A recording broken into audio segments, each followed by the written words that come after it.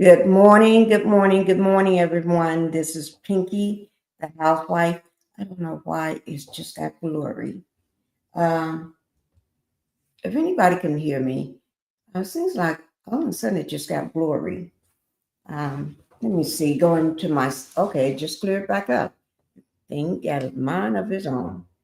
Okay.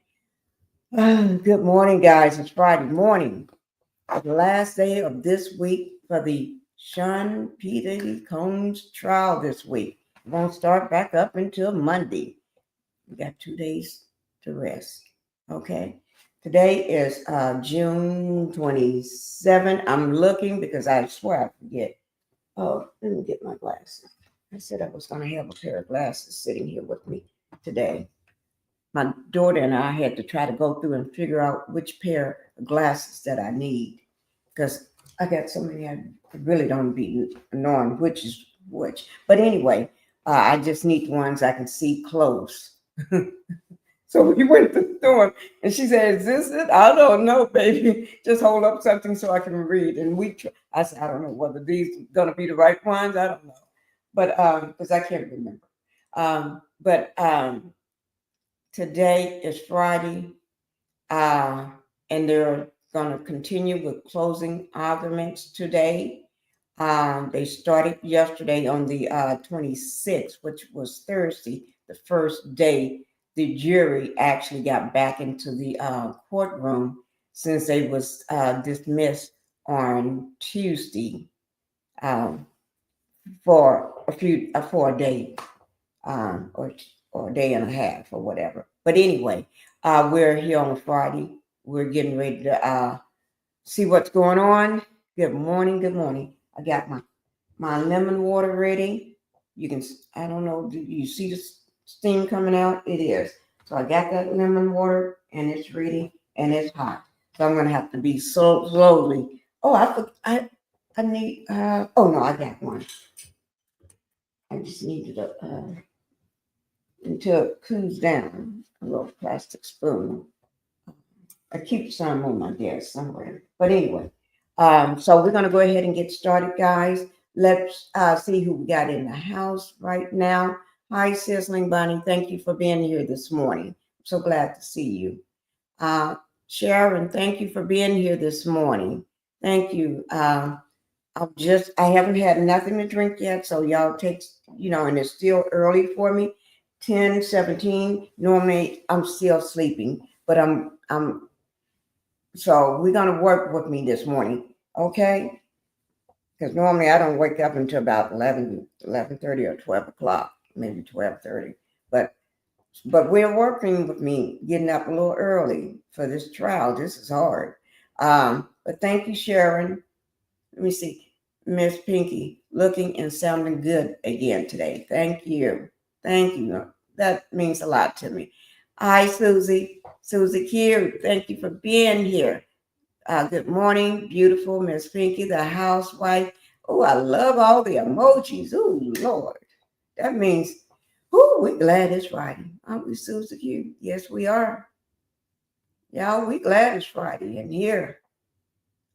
Praise God, you look great. Thank you. But I know I look broke down. I mean, this body looking broke down right now because this body is tired and sleepy this morning. But let's see what's going on right quick outside the courthouse. Okay. You know what I did?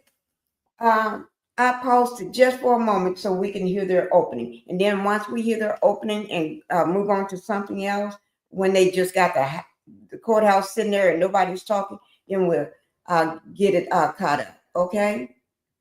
That's what we're going to do. I hope I'm not sounding my audio. We're going to test the audio. Okay? I'm going to go ahead and show the what's going on the outside of the trial. Y'all put a 1 in the chat if everything sounds good for me, okay? Let me get it pulled up. Y'all know how we do this thing in the mornings. Okay. This is, don't forget, it's Law&Crime Network, okay? This is with Jesse and his host. Yeah. I mean, I got them right as they were saying good morning. I said, oh, Lord, let me pause this right quick. So we're not too far behind. Okay, here it is live. So we're going to hear what's going on there. Let's get it. The chat is just still moving. Okay, here we go. Money, power, influence, violence. Did I? As soon as I hit, let me see, can I go back? Turning off the jury I to want the to argument hear that they're they said from these closing arguments. Yeah, they went on. Okay, trying to get to this morning before they start. Then we're going to get caught up. What you say, Susie? You can hear it. Okay, thank you. Y'all got to remember, I got this mouse all over the place. Okay, thank you, Susie Q. Okay, it's quiet. Let me bring it up to where they was talking, or unless we see the family going in. Who was that going around back? Was that them?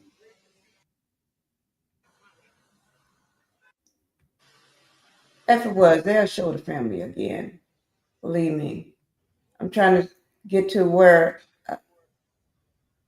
Now, it's not muted at all, okay? It's not. I can hear the video fine. Okay, thank you. Thank you, Miss Bonnie. Thank you, Sister Bonnie. Thank you. I'm trying to get to where they're talking. I don't want to miss. Here it is, right here. So when they say start, they're getting ready to start, guys. Let me see. Can I drink some of this hot stuff?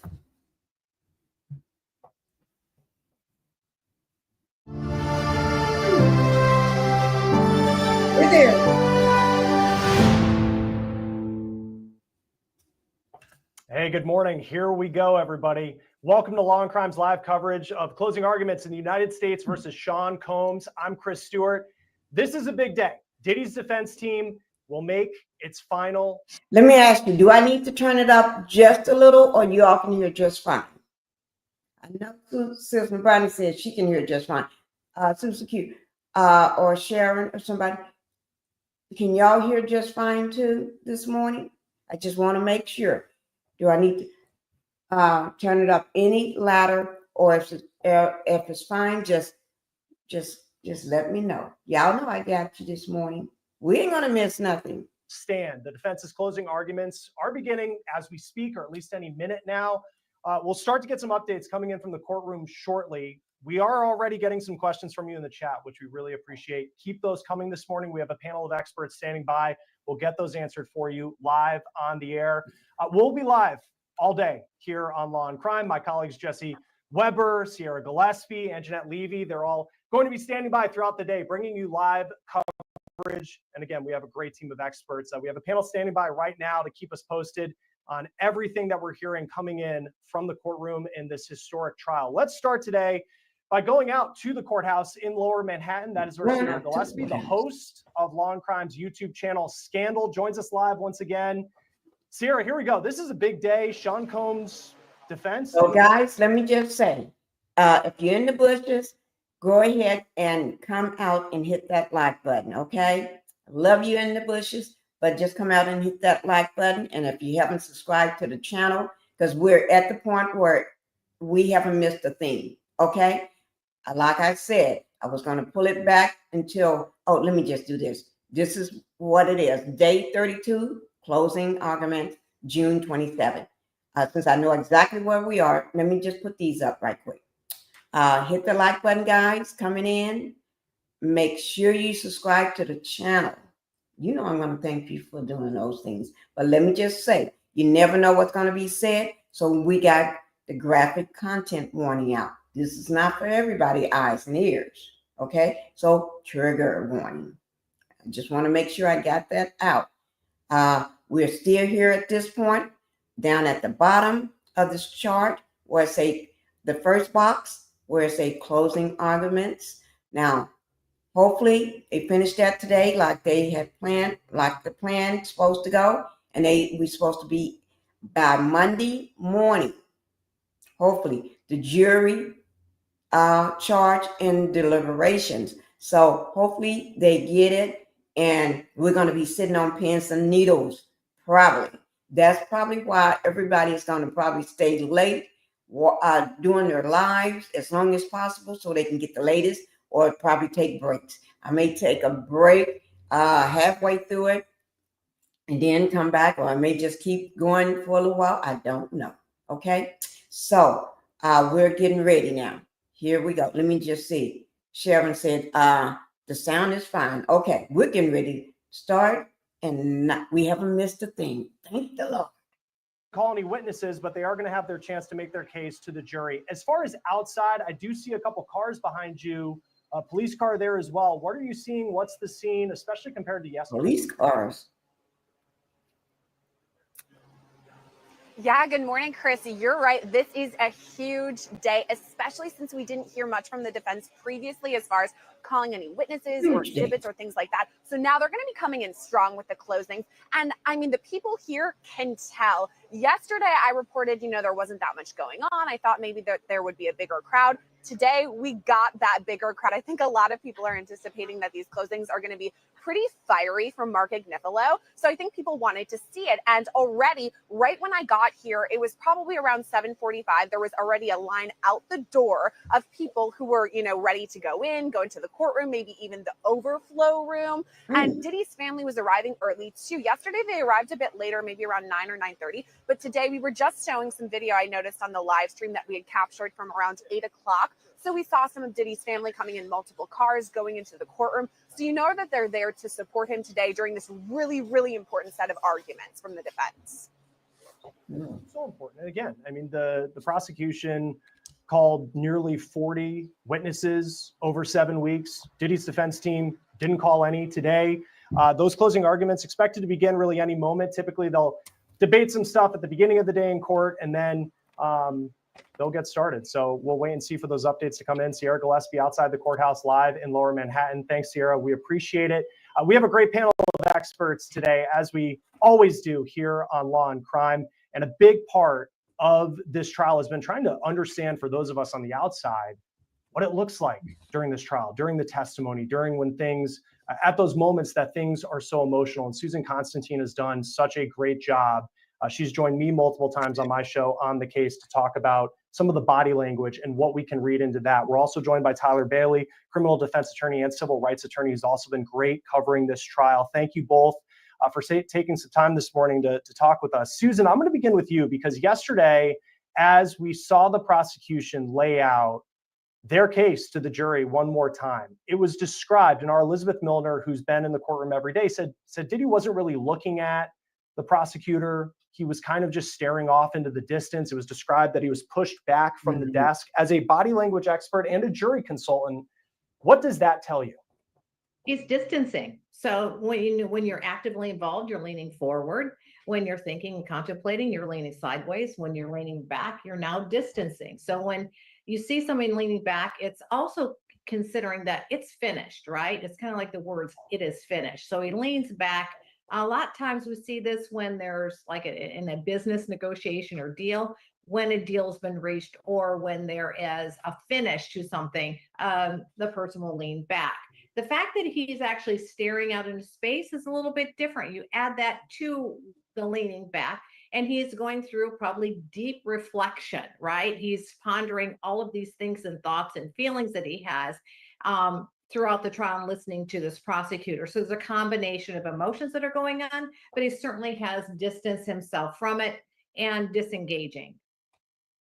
Now, there's a picture that I want to bring up, a sketch from yesterday, and it was when Sean Combs returned, I think, after lunch. The prosecution went for 2 hours, then they took a lunch break, and then they finished up in their closing arguments. And it's kind of a sight that we've seen before with Diddy. He's got this huge smile on his face. He's making the heart hand symbol. Members of his family, they were in the gallery yesterday, as they've been for a good portion of this trial. What does that type of emotion tell you as you take a look at a picture here of him kind of waving at his family members? But more importantly, seeing him do that, what kind of impact can that have on a jury, just kind of observing Sean Combs? Sure. So we know that he's very demonstrative. He sends nonverbal signals throughout the trial. There was facial expressions, his hand movements, his eye lifts, his eyebrow, raises, his leaning, his hand, and all of a sudden yeses and nos, right? So he's using a lot of this demonstrative gesturing when he's doing that. But when he's giving that heart signal, he's motioning over to other people, right? I got this. And he feels like he's being loved, and he's sending and receiving love, right, from either people that are out in the gallery. And there's also with the jury that is seeing this, he's sending the message that he has emotion, right? Because a lot of times when we see these horrible allegations, we often see a very flat affect. Now he's showing this big smile. He feels very empowered. He feels like things are going well for him. He's happy about it, and he's sending love, giving and receiving. Tyler, for you as a criminal defense attorney, when it comes to body language, as we're taking a look at some video here of members of Diddy's family arriving in court here in Lower Manhattan, you can see the media surrounding them as they make their way. Did y'all see the daughters get out? Or the mom? Let me just go back a second. I want to see whether, tell me who you all see get out of this van. Or like they said, maybe, they're arriving in different vans, cars. He's motioning over to other people, right? I got this. And he feels like he's being have done loved, that and many he's times. sending and receiving love, right, from either people that are out in the gallery. And there's also with the jury that is seeing this, he's sending the message that he has emotion, right? Because a lot of times when we see these horrible allegations, we often see a very flat affect. Now he's showing this big smile. He feels very empowered. He feels like things are going well for him. He's happy about it, and he's sending love, giving and receiving. Tyler, for you as a criminal defense attorney, when it comes to body language, as we're taking a look at some video here of members of Diddy's family arriving in court here in Lower Manhattan, you can see the media surrounding them as they make their way into the courthouse to go into the courtroom where they will see their dad, who's been locked up in a federal MDC and then in New York since September of last year. Tyler, what type of body language do you try to send when you're giving a closing argument that can be effective with the jury? One thing is, if the prosecution seems or presents a case as if it's open and shut, it's an easy case, it's easy for them to make a decision, it's to show that you're serious in your demeanor and your closing. Let the jury know that this is somebody whose life is on the line, that there's a chance that he's going to spend every day in jail for the rest of his life if he's convicted. Although you can't get into the sentencing and things like that of that nature, but you can raise the stakes to the jury by your body language, by your voice inflection, by your demeanor, by the speed of how you walk, things of that nature go a long way in presenting a strong closing for the defense.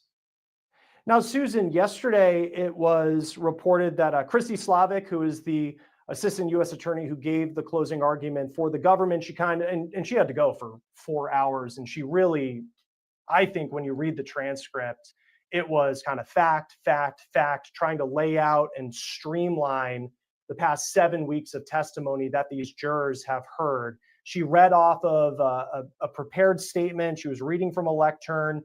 When you see the way that attorneys and everybody involved with this case is a very successful attorney, prosecution, and defense. But what are the most effective ways to communicate to jurors in key moments like this? Sure. The main thing is that your nonverbals are in sync with their verbal language. So that's the main thing too. So what I look for, and I think the jury also will be able to pick up whether it's genuine or not, is that are they in sync? Do the gestures match up to the words, to their tone? Like as if my colleague was saying, your tone, your rhythm, your pace, your volume, all of that all sends a signal. So if you want to make a point, then you need to also use your pauses and hesitations. You know, there's a lot of vocal techniques that you can use to be able to really seal the deal or seal the message. So the main thing is that I look for is the synchronization of what they say and what their body language says. The other thing is that you want to keep their body language within their frame. When a person is very confident what they're saying, and they're very pointed in it, then their gesturing stays within that frame. When an attorney starts to flay off, is basically kind of going off the grid, it can look a little bit disjointed. So the main thing is making really good eye contact, not piercing on eye contact, but on the other hand, make sure that everything is in sync together, and it'll naturally flow, Chris, when you really believe it. So that's the big thing. You can't fake it to make it. Either you believe it or you don't believe it. But if you try to push it, it's going to come across as being inauthentic, and the jury's is going to be able to read right through that. Yeah, and to Tyler's point, and especially in this case, if you're a juror and you think of someone, the profession that sticks out to me is the juror who's a deli clerk, and they're 30 years old, and they're about to decide whether or not Sean Combs, who's someone I'm sure they grew up watching, whether he could go to prison for the rest of his life. So to Tyler's point, you got to be authentic in that moment in laying out the stakes. I want to bring in the third member of our panel right now, Aaliyah Roberts, trial attorney. We just got an update from the courtroom that the judge has said that the judge has entered and confirmed that deliberations will start Monday, which is what we were expecting. And I want to take our first question from the chat. This is from Show and Tell Knitting. And Aaliyah, I'll let you get started for us. What do attorneys look for in body language of prospective jurors during voir dire when they're picking the jurors, kind of interviewing them and determining whether or not they're a good fit for a jury in a trial? Sure. Good morning, everyone. I think that when you are picking a jury in voir dire, you want to make sure that they're leaning in and paying attention. You want to make sure that they can actually hear you, what they're saying. They're not looking down. They're not looking at their phone. They're not looking at their watch, trying to get out early or trying to have an excuse to leave early. You want to really look at them leaning in, really focus on what they're saying, really attentively listening. And that's how you can pick a good juror, because you know that they're going to actually be listening to you when it's time to present the evidence. And in this case, specifically, when the last day was closing arguments. And Tyler, we'll dive into what Diddy's defense team is saying once the closing arguments actually begin. But as far as a timeline of how long it could take to present that closing argument from the defense, earlier this week, they said he was going to take a little less than 3 hours. Compared to the prosecution, they went all day yesterday for roughly 4 hours. Why would the defense not want to, especially when you don't call any witnesses? You didn't call any witnesses in this trial. Why go shorter than the prosecution? Well, the defense's theme is clearly that the prosecution has not proved the elements of the crime beyond a reasonable doubt. They're probably going to hinge on the fact that most of the interactions between Mr. Combs and the victims was consensual. They'll try to nail down facts to show that there were no criminal enterprise. The difference between the defense is the prosecution has to prove these things. The defense just has to point out how the prosecution has failed to prove their case. And I think that's what the overarching theme has been this entire case. When they've cross-examined witnesses, they try to attack little small facts to show things may have been consensual or it wasn't a real criminal enterprise. And on the closing, I just see them trying to reiterate those things and bring them to the attention of the jury one last time.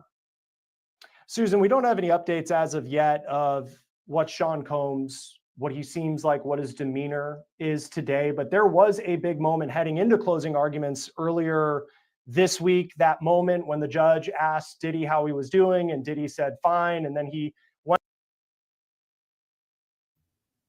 Good morning, Linda Gamble. Thank you for being here. Thank you, Linda Gamble. Linda Gamble is the moderator, guys. She said, hello, Pinkie the Housewife.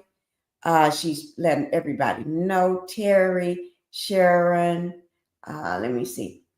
Miss Bunny, Cecily Bunny here. And hello to Susie Q. All right, guys. Let me see. Make sure, she said, make sure you hit that like button on your way into the chat, please. And thank you. Okay. And we started on time. We're starting from when they started. Put it like that. I hope I said it right. But let's get back to this. This is good. This is Friday, guys. Second day of closing arguments. Okay. And it's going good. Oh, big crowd outside, everything. Okay. Went a step further and said, Judge, by the way, something along the lines of, I think you're doing a great job.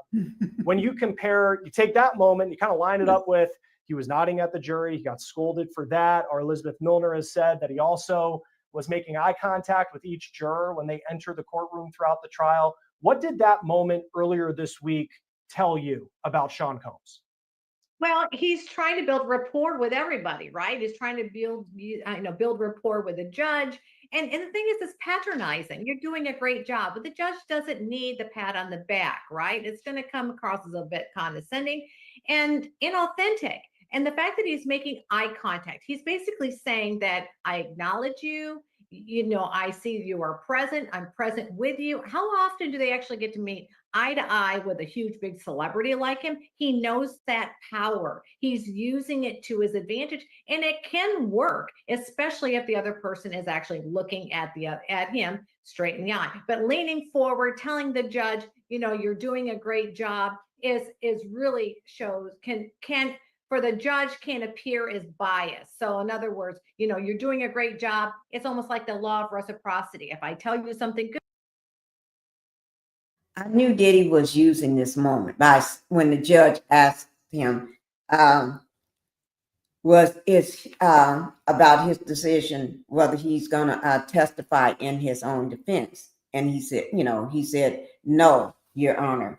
And then he was saying that you're doing a great job, Judge, and everything. Judge don't need to hear that. Judge been doing this every day. He does it every day.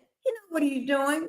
That's to me demeaning the judge, trying to let the judge know. In my opinion, this is just my opinion. I said when he first did that, he's trying to show the judge, I'm still in control. He's trying to take that, in a way, it's like, to me, I thought he was trying to take that power from the judge, that the judge know I'm in power.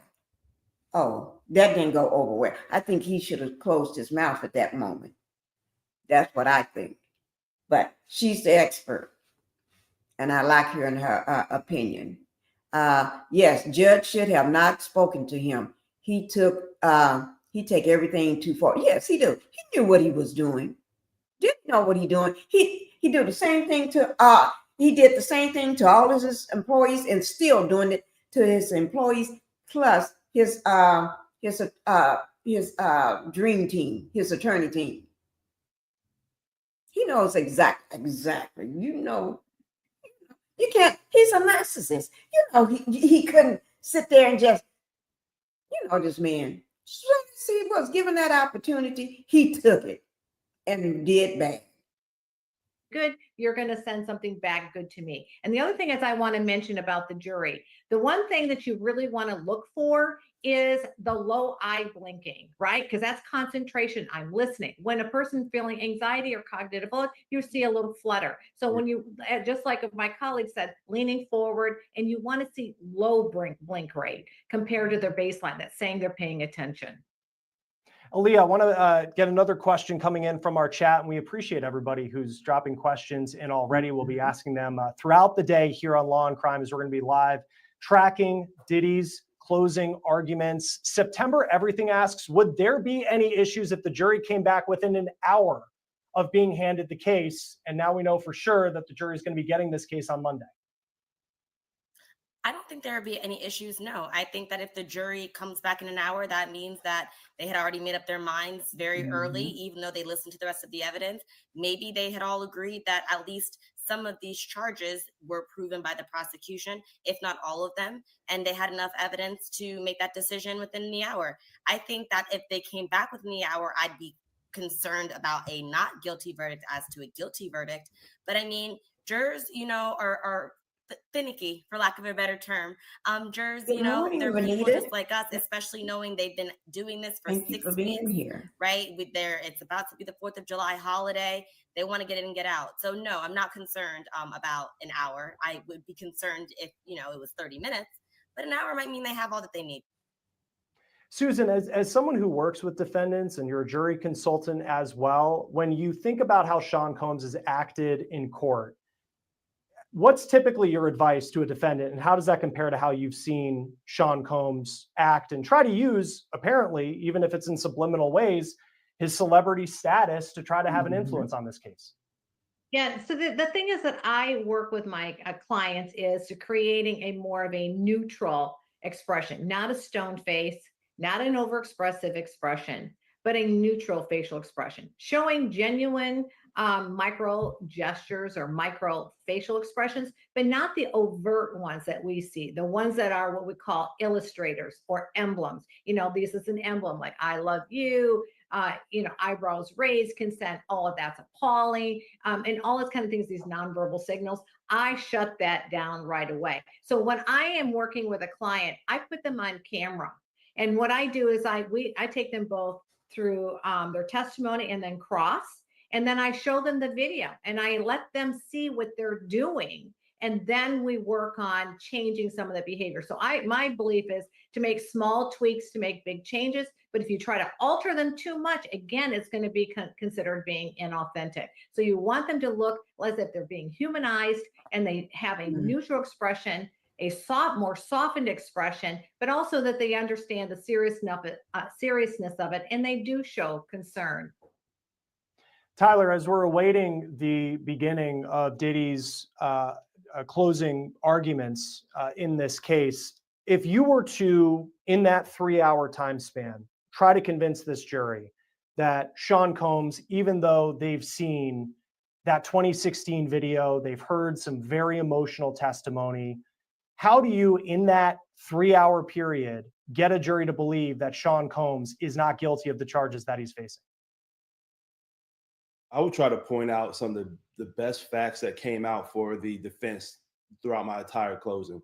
For example, I would say and probably play the audio, if I could, of Miss Ventura saying that she was going to kill somebody if they didn't give her access to the tape that was allegedly out there, showing that this is somebody who's willing to even kill somebody to get what she wants. And now she's doing the same thing to Mr. Combs. I would try to paint out the prosecution of being overzealous to try to take out somebody and had their eyeball on not just putting Mr. Combs away for one offense, but building a RICO case to act as if he's some master criminal enterprise operator. And I also try to hinge on facts regarding the victims maybe consenting to their relationships with Mr. Combs, whether it's being paid $10,000 a month or reaping other benefits from lavish trips and other perks from being in a relationship with them, and say, look, all this, maybe he wasn't a good guy, but did he commit crimes here? Has the prosecution proved their case beyond a reasonable doubt?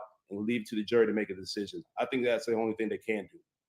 You know, before what? we get started, Oh Lord, I'll get back in this place. But let me just say this, that she's saying that I would unalive somebody. That's because somebody got a tape of him. That don't mean she meant what she said she's going to do. I think everybody, the good people have said, I'm going to do this to you. I'm going to do that to you. I'm going to unalive you. That don't mean they're going to do it. But what the Dittler, when he said, you better believe it, he may mean what he's talking about. In my opinion, you see, it's a difference. When he said, I'm going to throw you in the lake, versus somebody say, in a heated moment, somebody got a tape on you and you're totally embarrassed, you're upset, You worried about it being shopped all over the place and wondering how they got the tape and everything. And you find out you're gonna say something that you know probably gonna hurt them in the heat of the moment. But that don't mean you really gonna do that. Unalive somebody or throw them in the river or something like that. But when Sean said, like everybody testified on the stand in those times when they said he said things like that, you're really afraid because this man, you hadn't heard about the things he do, and you hadn't seen some of the things he do to his own partners and stuff. So, and you know, so you're afraid for your life. But she said, "Oh, girl, get out of here." He probably haven't thought nothing about what she said, no more than she's worried about what you're gonna do with the tape. You know. Now, when she said she's gonna bring Sean into this, then you get worried. But what she said, oh no, I don't think so. Let me see, can I get that right back where we had it at when he was talking? Y'all got no, we wasn't that far. I don't remember seeing all that. He was talking of Mr. Combs dragging Miss Ventura in that hotel room, acting in a way that no man should treat a woman. But I think they need to just really focus on how the prosecution has not met their burden. And then with it being overly a male dominant jury, I think that does favor the defense some. I mean, you can make there could be some assumptions that men may think that some of these women who were in a relationship with Mr. Combs for so long were consenting. But that's still going on a limb, because the actions that Mr. Combs has exhibited that has been brought out through several witnesses, whether it's rape, whether it's abuse, whether it's drug use, coercion, all those things I think hurt Mr. Combs personally. You got to shift the burden on the prosecution on proving their case beyond a reasonable doubt.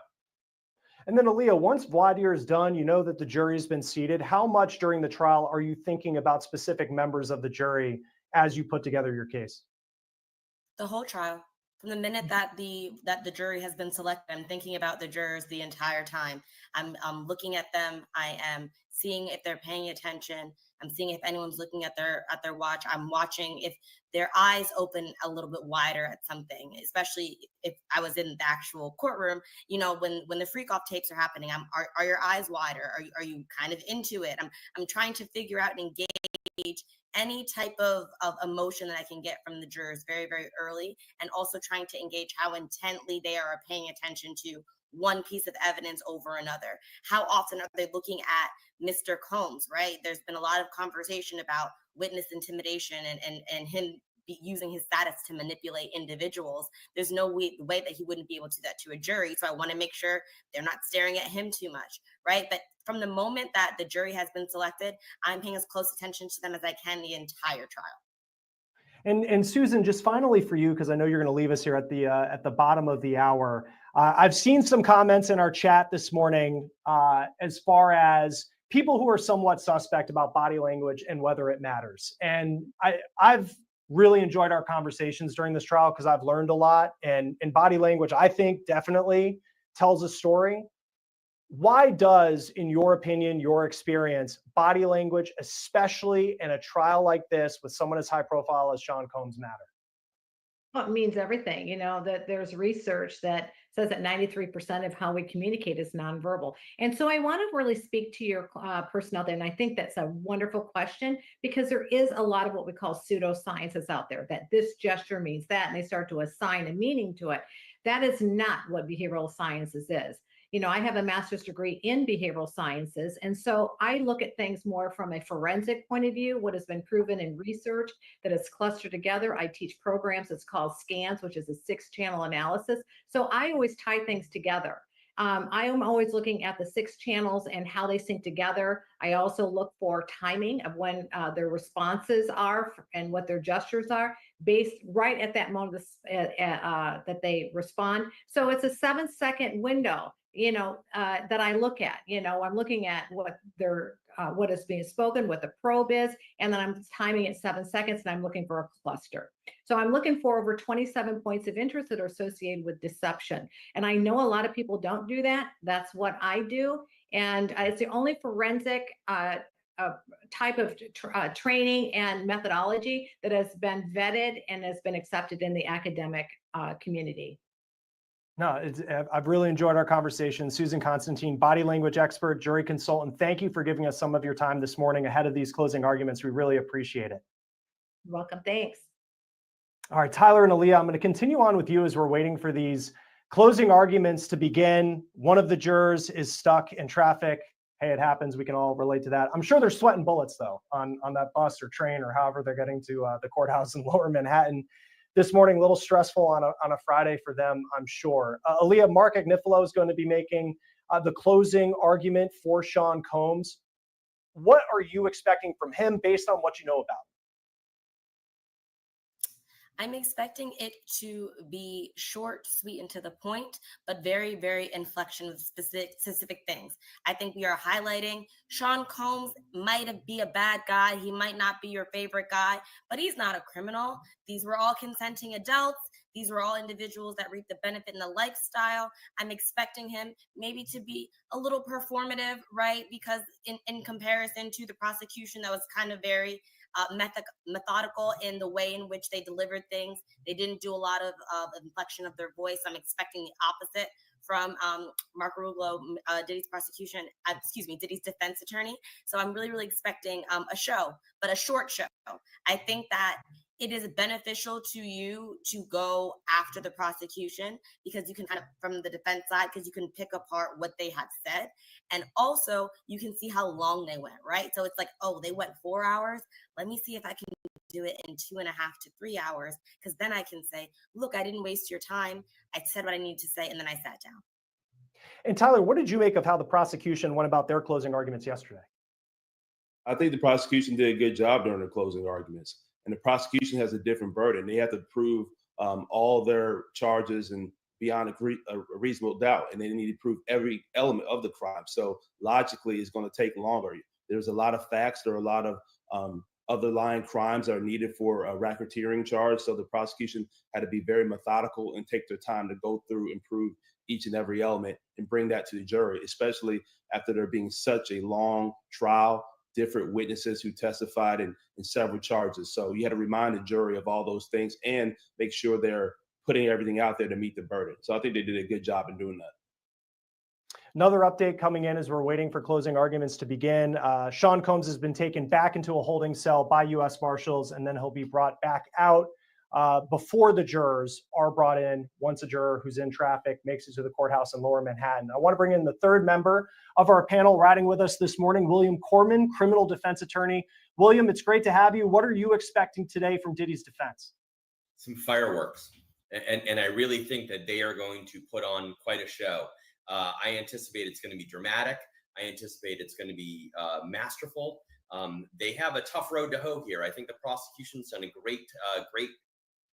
great job from the beginning to end of this case. I think the closing argument was clear and methodical, perhaps not as dramatic as the jurors would like. And I think that the defense attorneys are going to seize upon that and put on one heck of a show. Aaliyah, I'll turn to you just kind of as we're waiting for Diddy's closing arguments to begin. And again, if you're joining us, great to have you. I actually got a question just coming in. This is from Benoit 4904. If you had to rate the chances of the defense winning the case, how high would you rate them, Aaliyah? I just want to clarify, when you say winning the case, you mean no convictions across the board? Because if that's what we mean, I do not think that's likely at all. I think that Sean Combs is going to be convicted of something. It's just a matter of how many convictions he is going to have, not a matter of if there are going to be any convictions and how long he's going to serve, not a matter of if he's going to serve at all. There's been too much evidence that's been proffered by the prosecution to get not guilty across the board, in my opinion. And for Tyler, turning to you, what is what's going to be the most difficult charge you think the jury's going to have convicting Sean Combs of if they do find him guilty of anything? I think the most difficult charge is going to be sex trafficking in regards to victim, I believe, number 2, which would be Jane. I think that's the hardest one because of the complexity of Mr. Combs' relationship with Miss Jane under the pseudonym that she testified under. I think that's going to be the hardest one. I mean, he's still allegedly paying her rent today. there were several facts where she was helping arrange the freak-offs and seemed to be a willing participant in those freak-offs. And then it seems like she really changed up after she learned of Mr. Combs and Ms. Ventura after the lawsuit that she filed was made public. So I think that's going to be the hardest one for the prosecution. The racketeering charge, I think there's going to be some predicate fact and crime, whether it's arson, whether it's kidnapping, that's going to lead to possibly there being a racketeering conviction. The only way I see Mr. Combs not being convicted of racketeering is if this jury really doesn't believe the government met their burden and that the government should have never charged Mr. Combs. I think if there were some facts of a sloppy investigation that came out, or some officers that really were, or agents that really just crossed the line, that would help the defense. But I haven't heard that during this entire case. So we have another, this is the big update that we are finally underway here in closing arguments. Mark Agnifilo, his first line, there is a trial set forth by text messages. Then there is the trial out of the prosecutor's mouths. They are different. Text messages, to Tyler's point, seeing those moments where you have the victims in this case, where it seems like they were willing participants in things like freak-offs, that has been, I mean, just the crux of the government's case, or excuse me, Diddy's case in many ways. How did the government do, in your opinion, William, in laying out text messages and sending the message to the jury that this was consensual? So I think the best thing for the defense in this case has been these massive digital footprints that nearly every witness has, right? I mean, they've gone back, they've pulled text messages. We have text messages from Cassie Ventura. We have text messages from Jane. We have text messages from Mia. And each and every one of them, there's something the government can use there. But more importantly, from the defense standpoint, there's stuff there as well. There's I love you. There's I love the freak-offs. Anytime you want to have a freak-off, I'm ready for you. LOL. And I think that's what the defense will highlight in order to cut against this notion that these weren't consensual acts. Again, I think the digital footprints are the defense case. They've almost always been the defense case since Jump Street. And we're waiting for a couple more updates to come in, and we'll let you know what the defense is saying. Aaliyah, I do have a question just as far as part of what the prosecution said yesterday, Attorney Slavic. There was part of when she was making her case about the sex trafficking charge. She said the line Astroglide, which is the baby oil, was brought across state lines, where when someone says something's being brought across state lines, you think of cocaine, maybe weapons. Baby oil is not. And you think for Astroglide has had a heck of a couple of weeks as a company. But why does baby oil matter in this case, especially in the context of it being an issue being brought across state lines? I think I will credit to what my colleague said here on Law&Crime yesterday. It's not so much the Astroglide or the baby oil, it's the amount. It is the massive, massive amounts of Astroglide and baby oil that were found. It's not 1 or 2 bottles being transported across state lines. It's 10, 20, 30 bottles being transported across state lines. So that is indicative of it's not just an intimate one-on-one type of encounter. We are planning some large scale type of sexual encounter, right? I think that's why it's really important about the quantity of the Astroglide and the baby oil. Not just that they have 1 or 2 bottles, but when you're taking this amount of Astroglide and this amount of baby oil across state lines, it's indicative that there's a lot happening. It's not just an intimate encounter at this point. And Tyler, I'll get your reaction to some of the most recent lines I'm getting in from the courtroom. Quote, this is Combs attorney Mark Agnifilo. The trial from the evidence, what is it? It's personal use drugs. That's all it is. That and swingers, a lifestyle, but the prosecutors have charged one of the most serious statutes on the books. They called threesomes and drugs as RICO. How compelling of an argument is it that Sean Combs, he's got an interesting lifestyle. It's not one that a lot of people maybe on the jury would condone, but it's not illegal, and it's certainly not the type of lifestyle that you would charge a gang leader or a mob leader with. Well, I said earlier, I think that the defenses would need to paint this prosecution of being overzealous, and they went above board or above and beyond in trying to say that Mr. Combs was a mob boss, that his sexual deviant lifestyle equated to sex trafficking.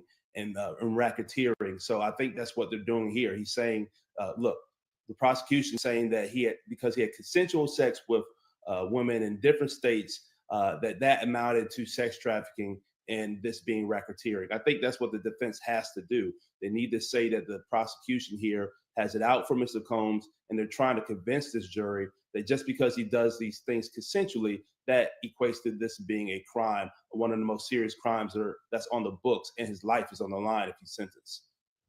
And then another line here, William, I'll have you react to. Mark Ignifilo says, Sean Combs is a self-made Black entrepreneur. He has built real businesses that are so outstanding that others create partnerships with them. We heard that from Derek Ferguson. It is hard to be Sean Combs. How many witnesses said they were moved? And I think back to there was kind of just an interesting thing I kept picking up, even in some of the lesser known witnesses in this trial. George Kaplan was an assistant who said that he had to clean up after some of these freak offs, but still after all of that, you have people who would, at the end of the day, when the defense would cross-examine them, they would say they still had some sort of admiration or complicated relationship with Sean Combs. How do those non-sexual relationships factor into the argument the defense is trying to make? Well, look, we all know that Mr. Combs is a self-made man. He has been very, very successful, not just in music, but in all these other businesses that he has. I mean, there's no way around that. And it's important for the defense to highlight that, right? Because one of the things you want to do in your closing argument, especially if your client doesn't testify, and especially if you don't call any witnesses on your client's behalf, is you want to humanize your client. And you want to remind the jury that this isn't just some guy off the street. This is an individual who has done very, very, very well in life.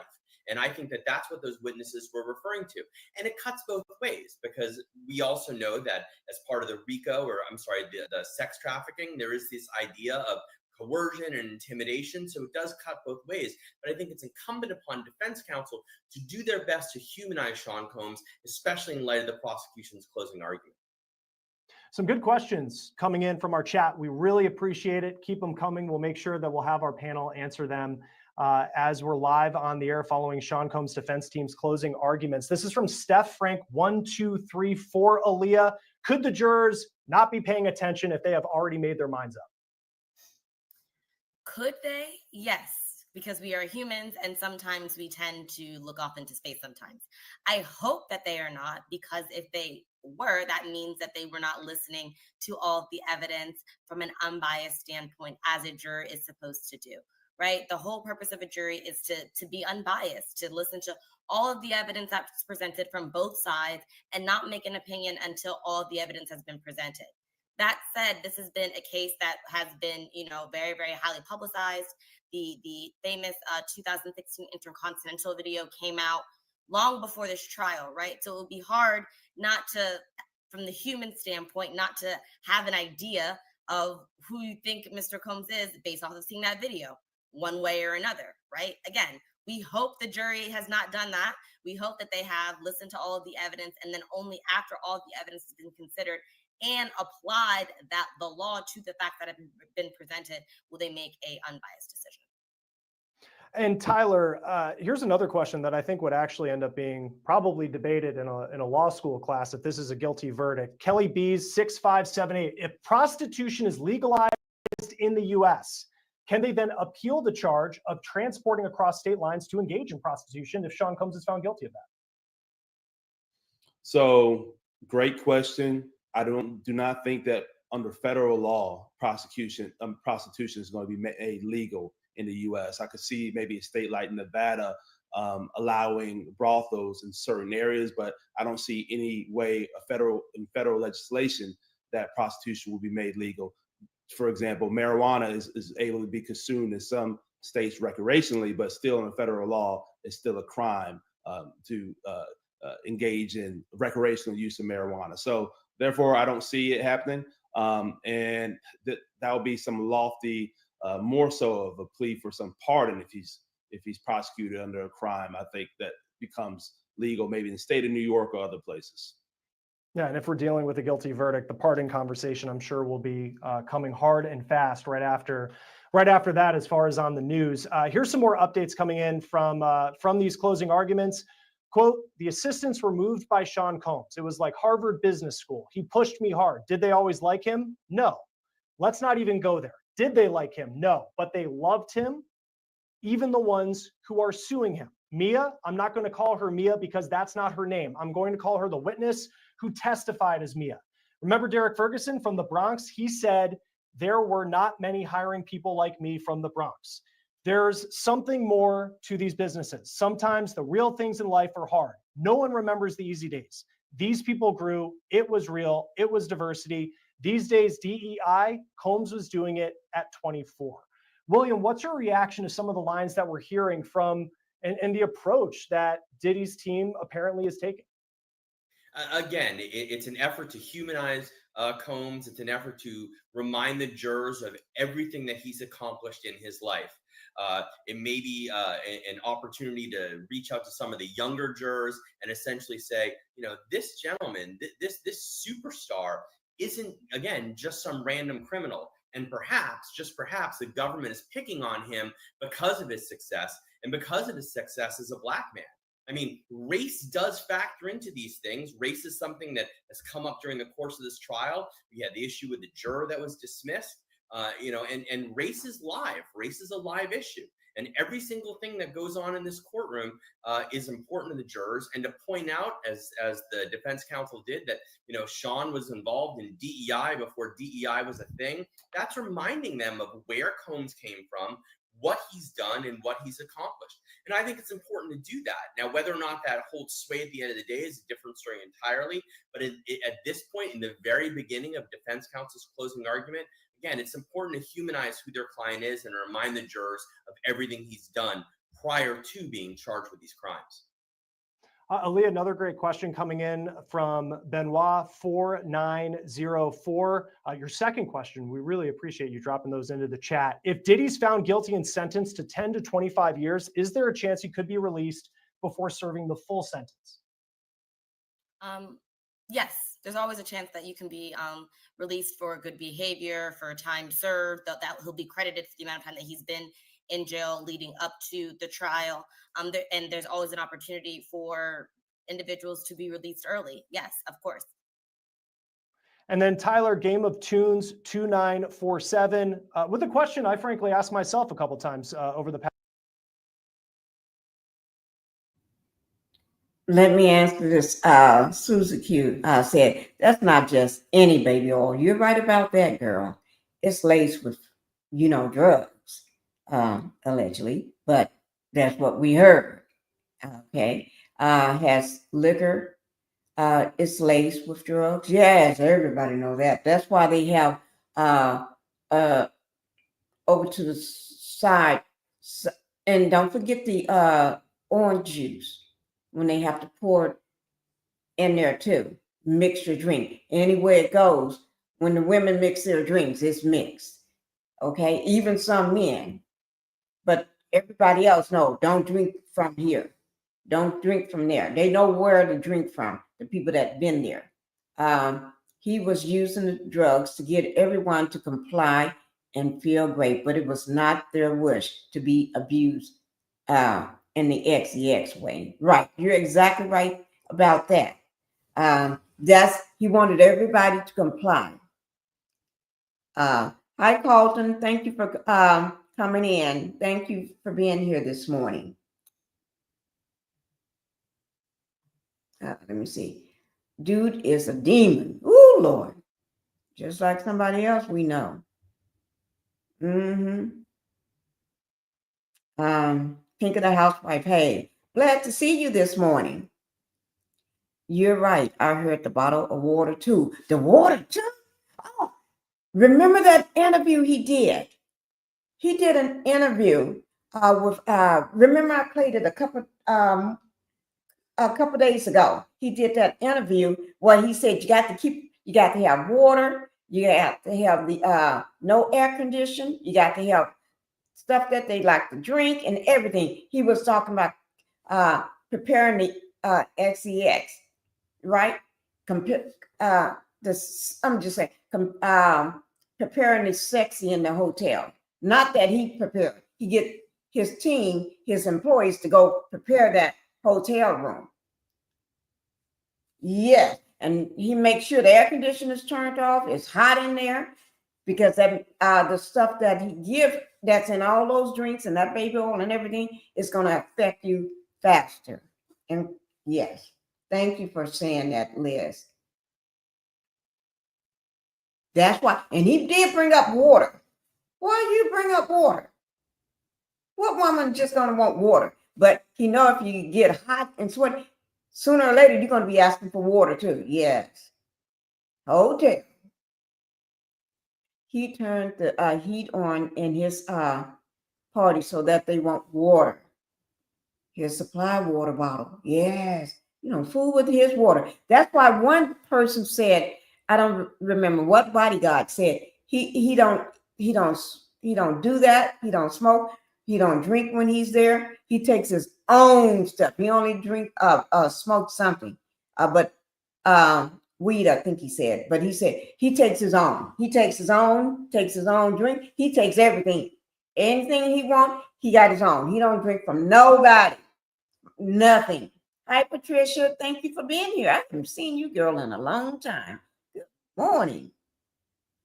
Queen Liz, let me see. I think there was simulations, this events going on.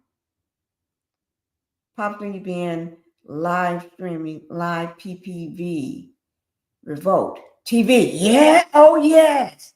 Revolt cards used for smaller, under 10,000 transactions and currency exchange, in my opinion, allegedly. Thank you for saying that, Queen Liz. Oh, Lord.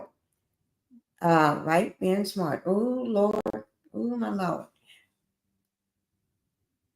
How did my picture just come down? I didn't even, okay. Let's get back on to this. Oh, my Lord. Y'all are right. Past 7 weeks. When does this trial end? I heard possibly today or Monday. I think Monday. I think closing arguments are going to end today. The jury will start deliberating on Monday. Right. If I was a defense, I would like a longer deliberation period than a shorter deliberation period.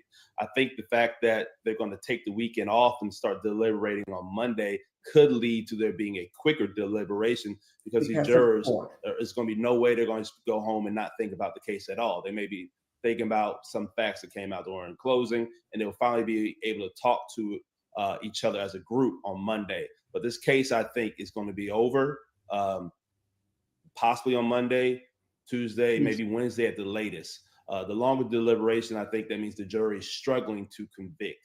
If it's a quick deliberation, I think it means that they are quickly leaning with the prosecution. Right.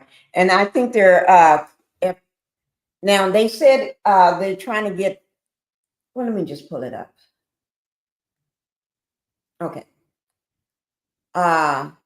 We're doing I think the closing, we're down at the bottom of the chart, closing.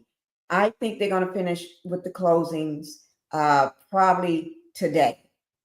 And then I'm right along with him on some parts. And then the jury charge, they're going to be doing deliberations probably on Monday morning. That's my bet. It's Monday morning. And they're probably, I think they're, because of the 4th of July is going to be coming up. I think they're going to want, what is today, the 27th? Let me look at my calendar. I think they're going to want to have everything wrapped up and sealed and handed over, that verdict, because I don't think they want to be doing anything. Oh, yeah, because the 28th and the 29th is Saturday and Sunday, and then Monday is the 30th, day 30. It will be considered day 34 then. What's today? 32? Is today 32? Yeah, 32. No, it'll be considered day 33 then. Okay, I think, yeah. But, and nobody wants to hang out from Tuesday, Wednesday, and Thursday, knowing we got July the 4th coming up. Everybody's going to be thinking about their family. They want to, some people travel during the holiday weekend. they want to get out of here. They want to travel. They want to go. Some probably already had that booked before they even knew they was going to be on this trial, that they're going home for the 4th, or they're going to do this. People ain't going to be wanting to hang around in no courtroom. They're going to get out of there. They're going to have this thing wrapped, sealed, and delivered. And I think a lot of them already made up their mind. We're talking about college educated people here. Okay, the youngest person is the deli worker, and I think she's what, 30. I did have all the ages on the slide. I see, if I can pull it up, but yeah, these people ain't got time for that.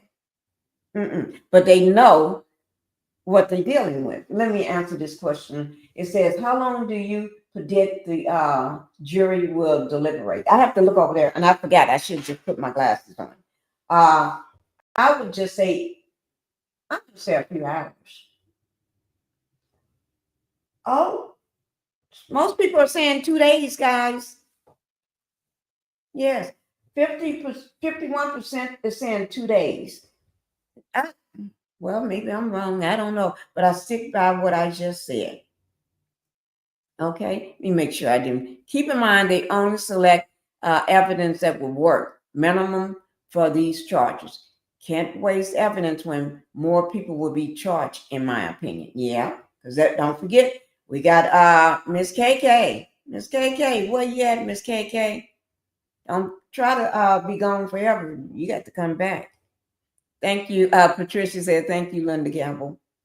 Okay. Yeah, the July 4th is coming up. 4th of July is next weekend. These people ain't going to be hanging around. They want to go. It's like, I got to go somewhere. Okay. And it's interesting too, because we officially know, we learned this morning that the jury will, which is what we were expecting, get the case on Monday, but it's a short week next week because the 4th of July is on Friday. William, how could that short week factor into whether or not we're here a couple weeks from now still going on? I mean, how long could this theoretically go once it goes to deliberations? I mean, that's always the $64,000 question, right? We never know how long jurors are going to deliberate. They can deliberate until they have a verdict or until they reach out to the judge and say that they don't. I don't love the fact that it's a short week. As a defense attorney, I don't usually like jurors to get cases right before either a long weekend or a holiday, simply because you want jurors to be able to take the time and to go through everything. So I don't love the fact that it's going into the holiday week as a defense attorney. I think that jurors may unfortunately rush a little bit in order to not have to come back after the long holiday weekend. Realistically, I don't know that the jurors get the case on Monday. I think it's more likely they get it on Tuesday. I'm not sure that the jury instructions are going to be that quick. I think that today is almost entirely going to be made up of defense closing argument. And then, of course, don't forget the prosecution has the opportunity to give a rebuttal argument. We know the prosecution is a little long-winded. I think their closing itself was 4 hours and 45 minutes yesterday. I mean, that's a long argument. So I think that Monday would be optimistic for the jurors to get this case. Before I get to a couple more of the questions that are coming in fast, which we appreciate, update again from the courtroom. Mark Agnifilo says, the prosecutors call his business racketeering. That's the fake trial. What happens? He gets arrested. They destroy his property. They have an SRT, special response team. They're clandestine, can't follow with a camera, rampant. They ran. His kids were there. And here, 6 or 7 in the second row. So he's pointing to Sean Combs' kids. He has 7, believed to be 6 or 7 of them who are there. And of course, he has a young daughter who's an infant. So kind of bringing the family into this. Tyler, first off, I guess, is it a stretch? Because when I think of RICO, I think of Al Capone, Whitey Bulger could have been probably charged with RICO, John Gotti, Sean Combs, bad boy records. I mean, this is the person who we grow up with. Is it a challenge for really the prosecution to link something that we all kind of consumed and loved in a lot of ways with people who are mob bosses? It is a challenge. And this is, I believe, unprecedented for a RICO charge of this nature, especially with there just being one person at the top on this case, and that's Mr. Combs being charged with racketeering all by himself. And I think that's what the defense is showing here. They're showing the overwhelming power of the government with these special teams, how they brought this case and how they've charged him with racketeering when they're saying this is really just Mr. Combs having sex with people consensually and pushing his team members very hard as he's a successful person globe-trotting across the world doing business. That's what the defense is trying to show this jury. The question really is, does the jury believe the defense position of this case, or they believe in the prosecution's position of this case? And we won't know that until there's a verdict. But I think the defense is doing a good job showing the power of the government and showing that they just went above and beyond and put a zero target on Mr. Combs' head and went all the way with racketeering that has a penalty of life in jail. Yeah, it seems like just based off what our conversations were starting at 9 o'clock this morning, the defense is taking that approach. We're going to take a quick break. Tyler Bailey, criminal defense attorney, civil rights attorney. It's been great to have you. I know you have to head out. Aaliyah Roberts, William Corbin, thank you for sticking around with us throughout the morning as we continue to follow these closing arguments.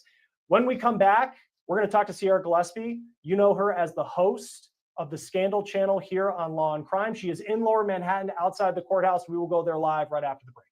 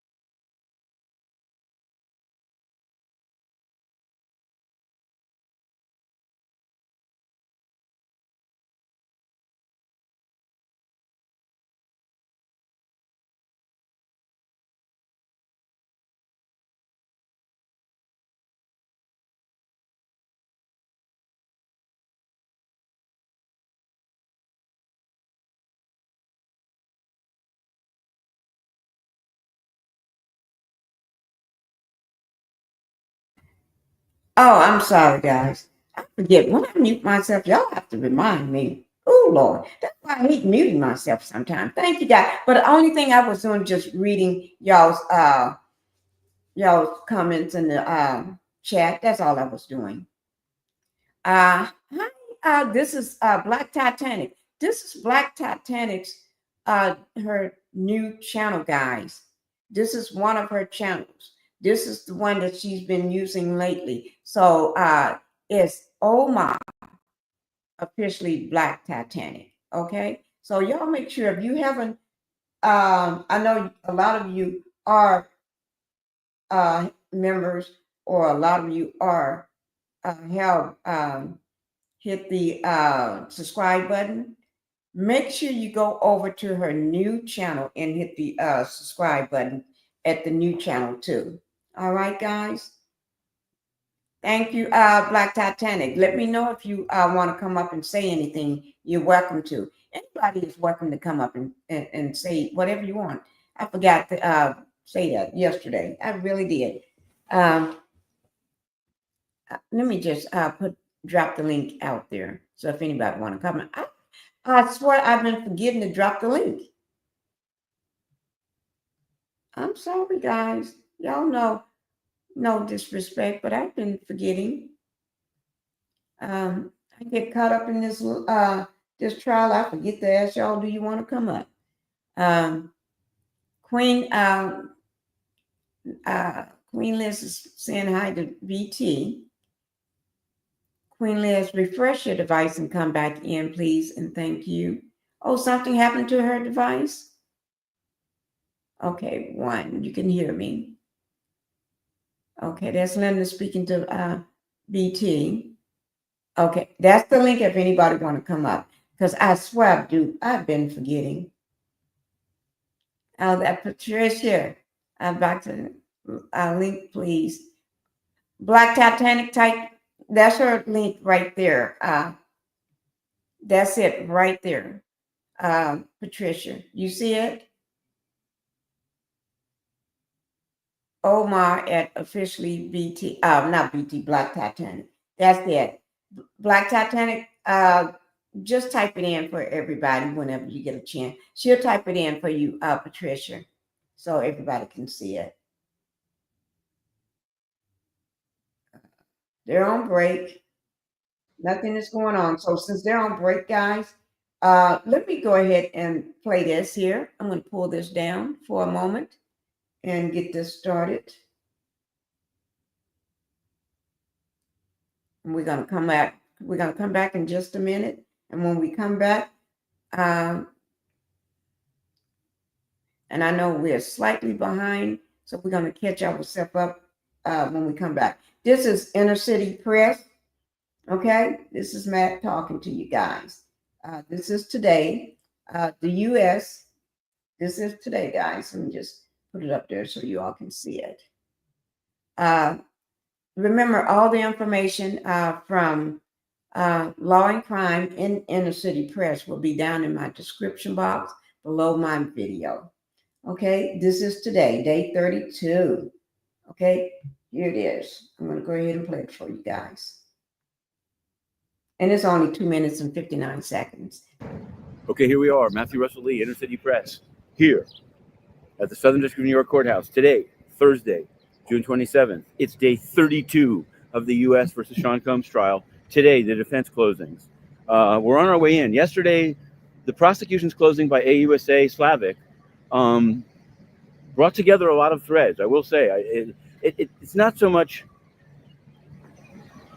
the law when actually described in that context, not just on the dry piece of paper of a jury charge, but actually described orally to a jury, made it seem pretty easy to convict him, because it said, and I'm saying this just like it changed my view in the sense that there's a lot of things they don't have to find. On the transportation for prostitution or commercial sex work charge, they don't really have to show intent or anything. It seems very tricky. And on the RICO, they just have to find 2 incidents, and they can even be the same predicate.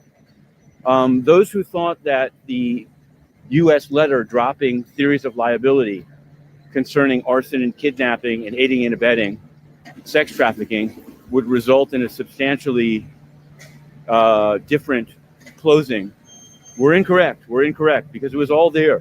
There was multiple references to Kid Cudi. There were multiple references to Capricorn Clark. So I think it would have been better to have, got a lot of noise pollution here, but so be it. I think it would have been better for the defense. Okay, we got a garbage truck. We've got some we've got some trees being cut down. So apologies all around. In fact, okay, well, sorry for the noise pollution. This courthouse area is incredible. And I don't know, actually the city council here micromanages so many things. I'm kind of surprised they haven't gotten into the whole noise situation. In any event, we're heading in for the defense conference. Now there's big news everywhere. There's the big, beautiful bill. Will it get done by July 4th? What about this Senate parliamentarian Elizabeth McDonough having so much power? Will Trump nominate a new Fed chief while Jerome Powell is sitting for almost a full year? Many questions. On the New York beach, Sebastian Telfair, one-time basketball phenom. I believe that he's been sentenced to 6 months in jail by Judge Brony. That's what the docket says. And in the K-Flock, for those K-Flockers out there, the drill rapper, the woman who testified at the trial that we alone, I would say, covered, Ashanti Washington has been indicted for perjury.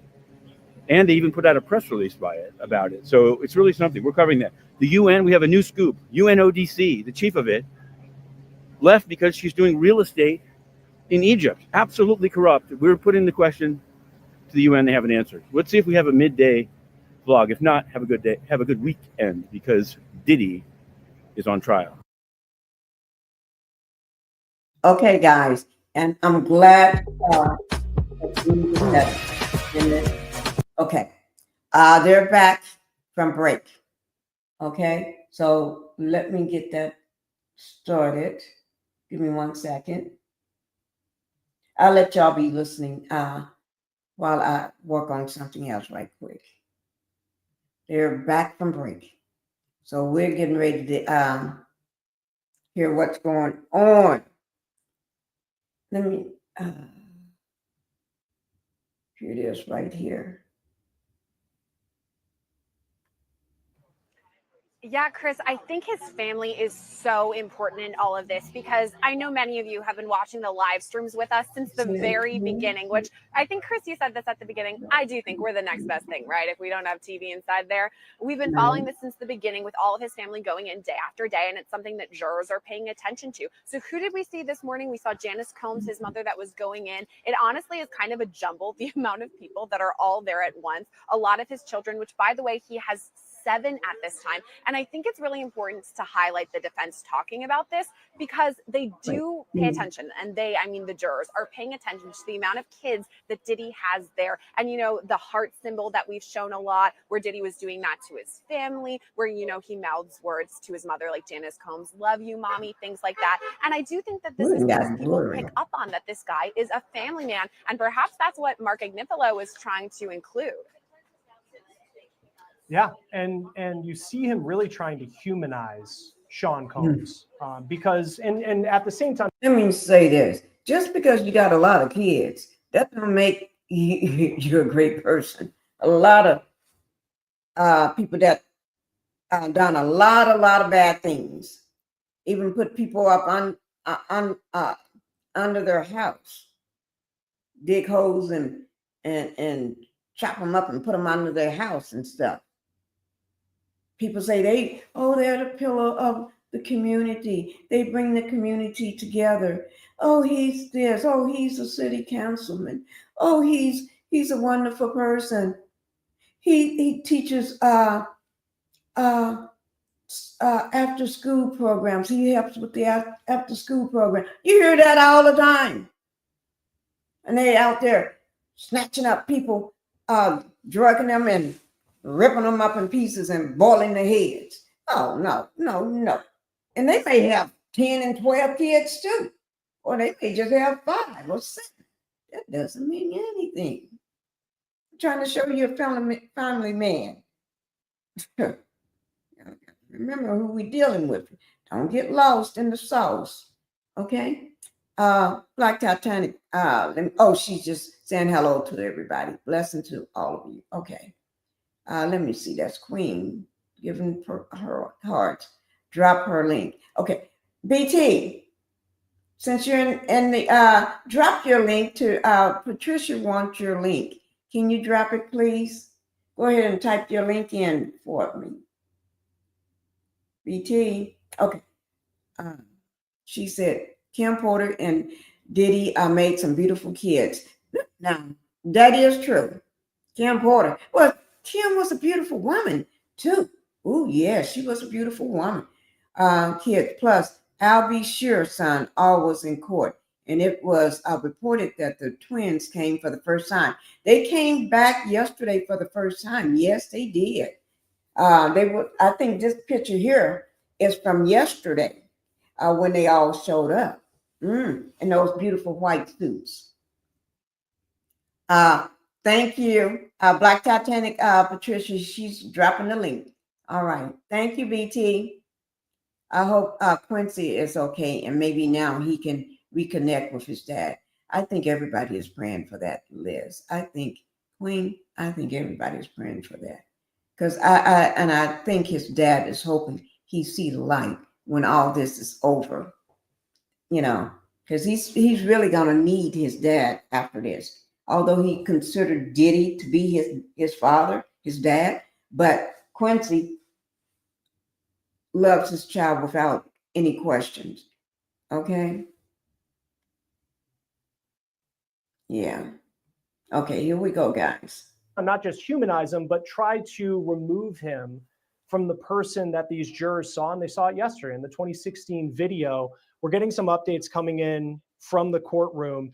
The first person to say this was about domestic violence was Cassie Ventura. She made an Instagram post. She said, "Thank you for your love and support. Domestic violence issue." She could have said anything on her phone or tablet. She could have said this was about sex trafficking.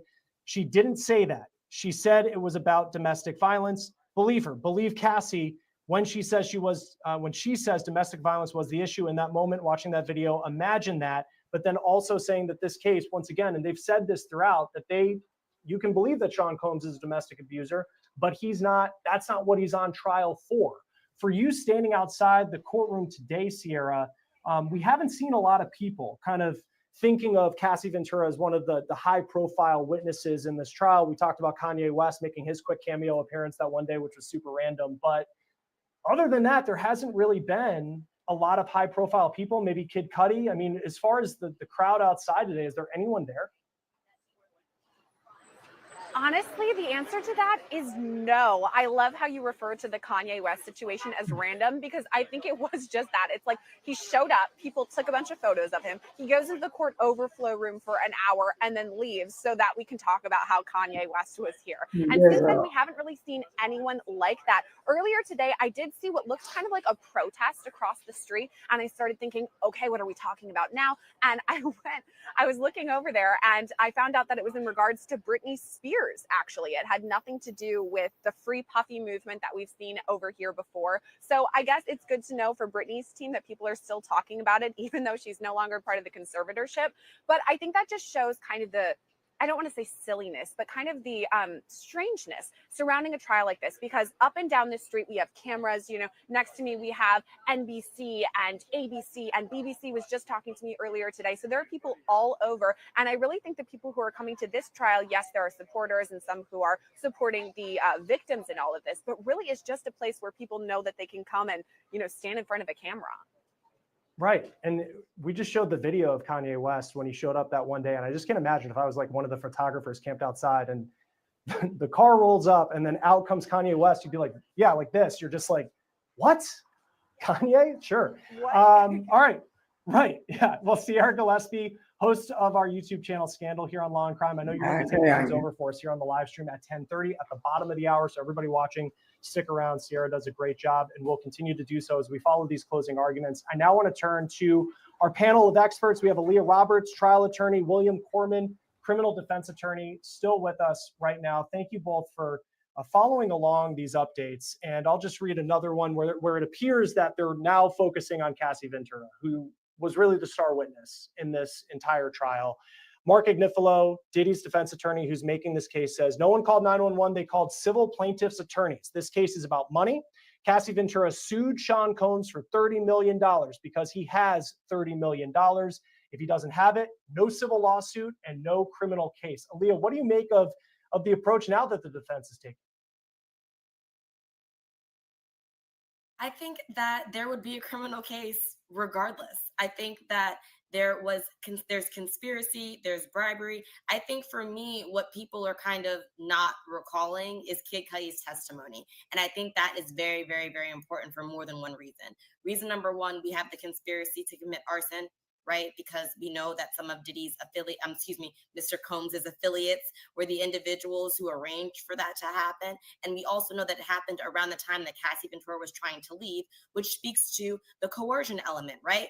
I tried to get away from this individual. I tried to date someone else, and then he blew up my boyfriend's car, allegedly, right? Or I tried to leave and I tried to get away, and then he shows up in the city that I'm in another part of the world to try to come get me. So I think that there's this whole argument of Cassie wanted money. Cassie was with Sean Combs for, 10 years.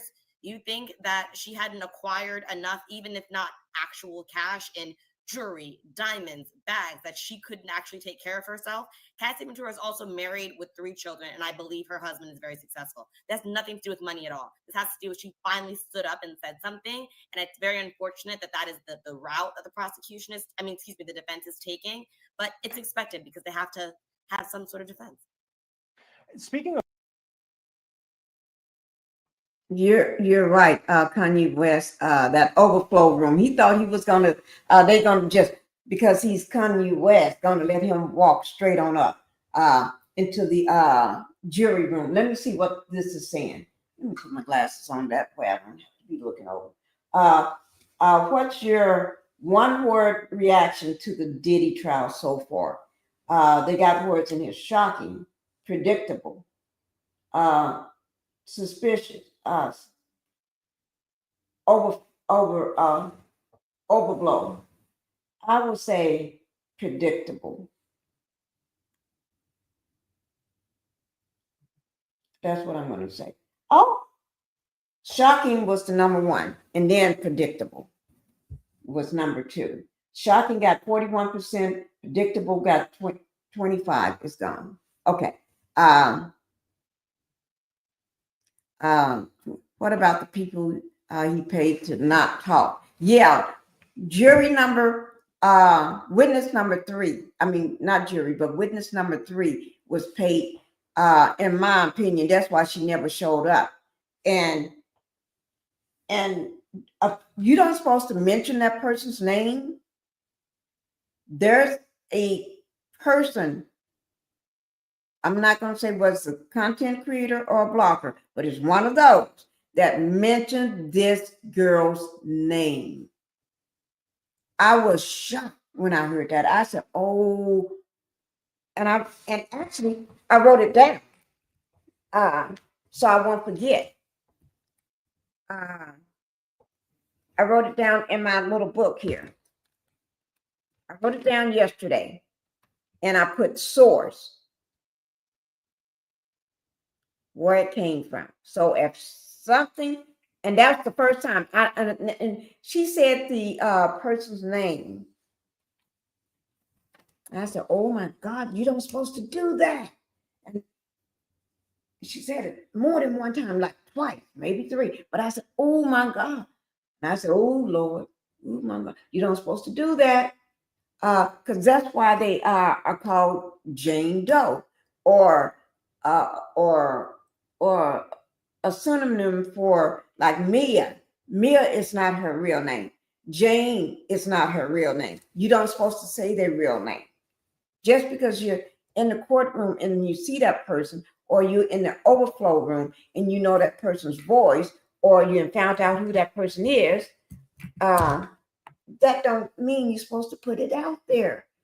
I'm not repeating no names. I would never say who that person is, and I would never say who that blogger or person is. I would never give their name out, who said it, and I would never give the name out of the witness. Because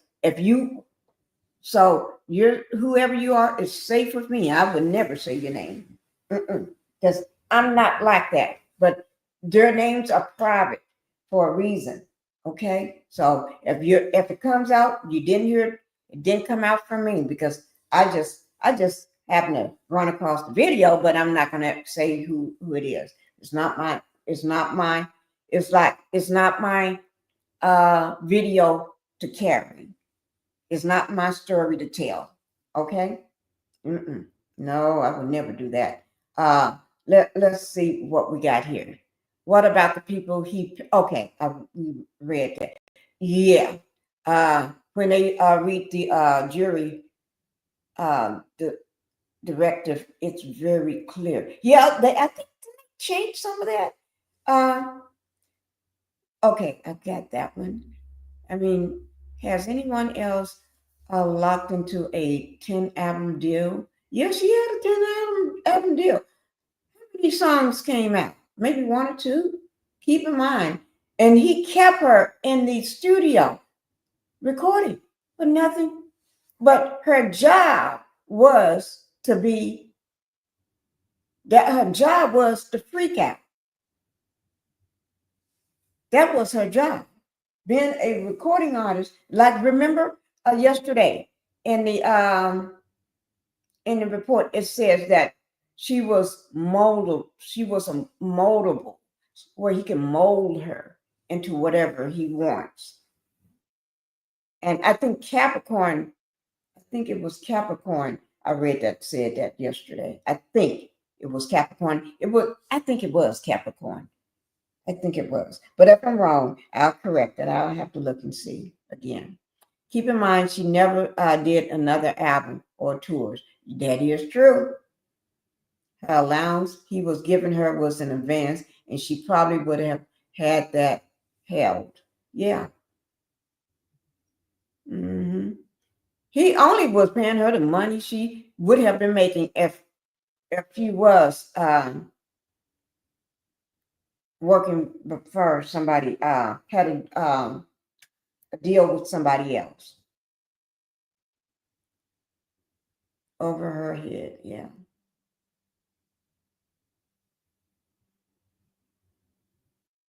Yeah, she was too busy. She was really, really busy because he wanted to do this seemed like almost every week. And then they rest up a few days or several times a week. I could not do this because this thing that stuff lasts for days on end. And a person in their right mind, your body couldn't take that. If you're juiced up and powdered up, yeah. Because your body is superhuman then. Exactly. And hopefully she has a cause in what he can cause into. There could be even use on stuff, hopefully, yeah.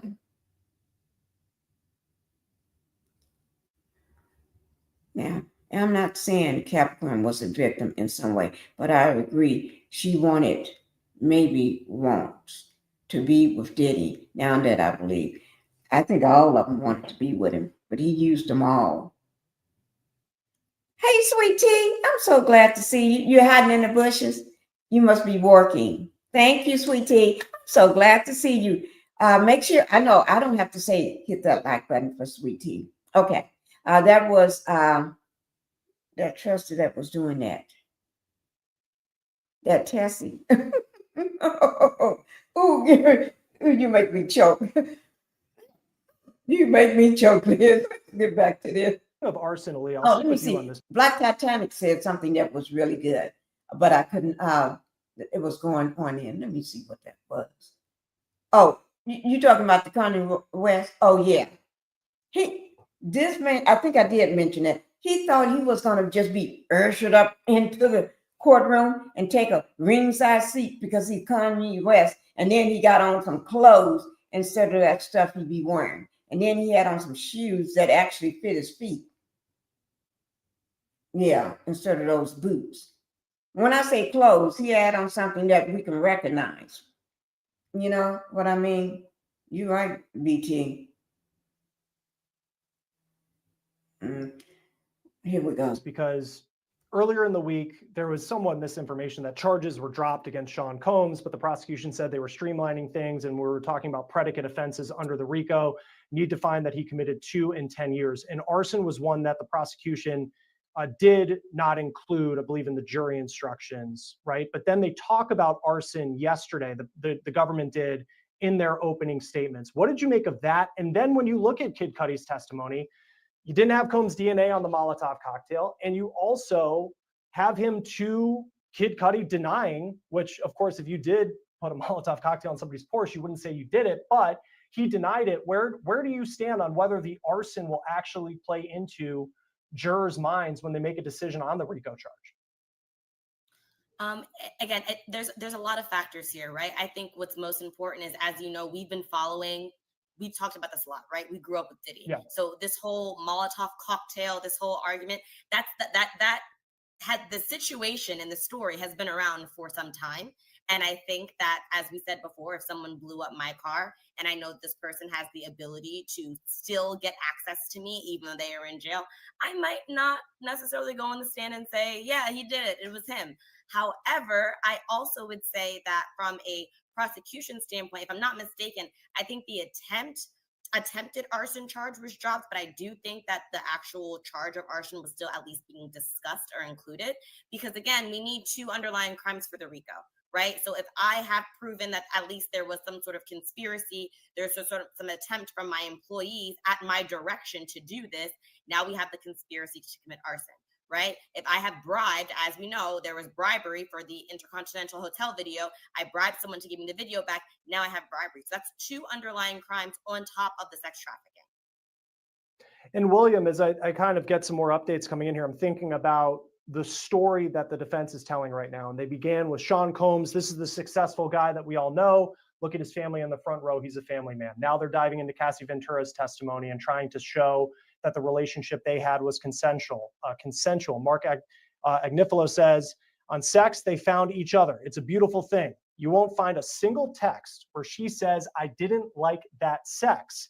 It was an 11-year relationship. The issues were jealousy and other women, but they match up when it comes to sex. And then he says that they were swingers. Now, the text messages may not show that, but they also 6-7 weeks ago heard incredibly emotional testimony from Cassie Ventura in the flesh, on the stand, speaking to those jurors. And that leads me to the next question that we're getting from Benny Blanco, Bronx. Doesn't the text messages prove it was consensual, William? So I think the text messages are important. Again, I think, and that's what the defense attorneys are going to focus on. These text messages, these digital footprints of Cassie Ventura, of Jane, of Mia, of all these folks, there isn't a lot there that says it wasn't consensual. They talk about it a little bit here and there, but especially with Cassie Ventura, the text messages go way beyond that in terms of, and I love you, and I love the freak offs, and I'll do whatever you want, so on and so forth. What's going to be important is when the prosecution does their rebuttal, that's when they're going to bring up, hey, look, Cassie Ventura is texting him all this stuff, but this relationship was one of control, this relationship was one of coercion, and this relationship was abusive, and this relationship was awful.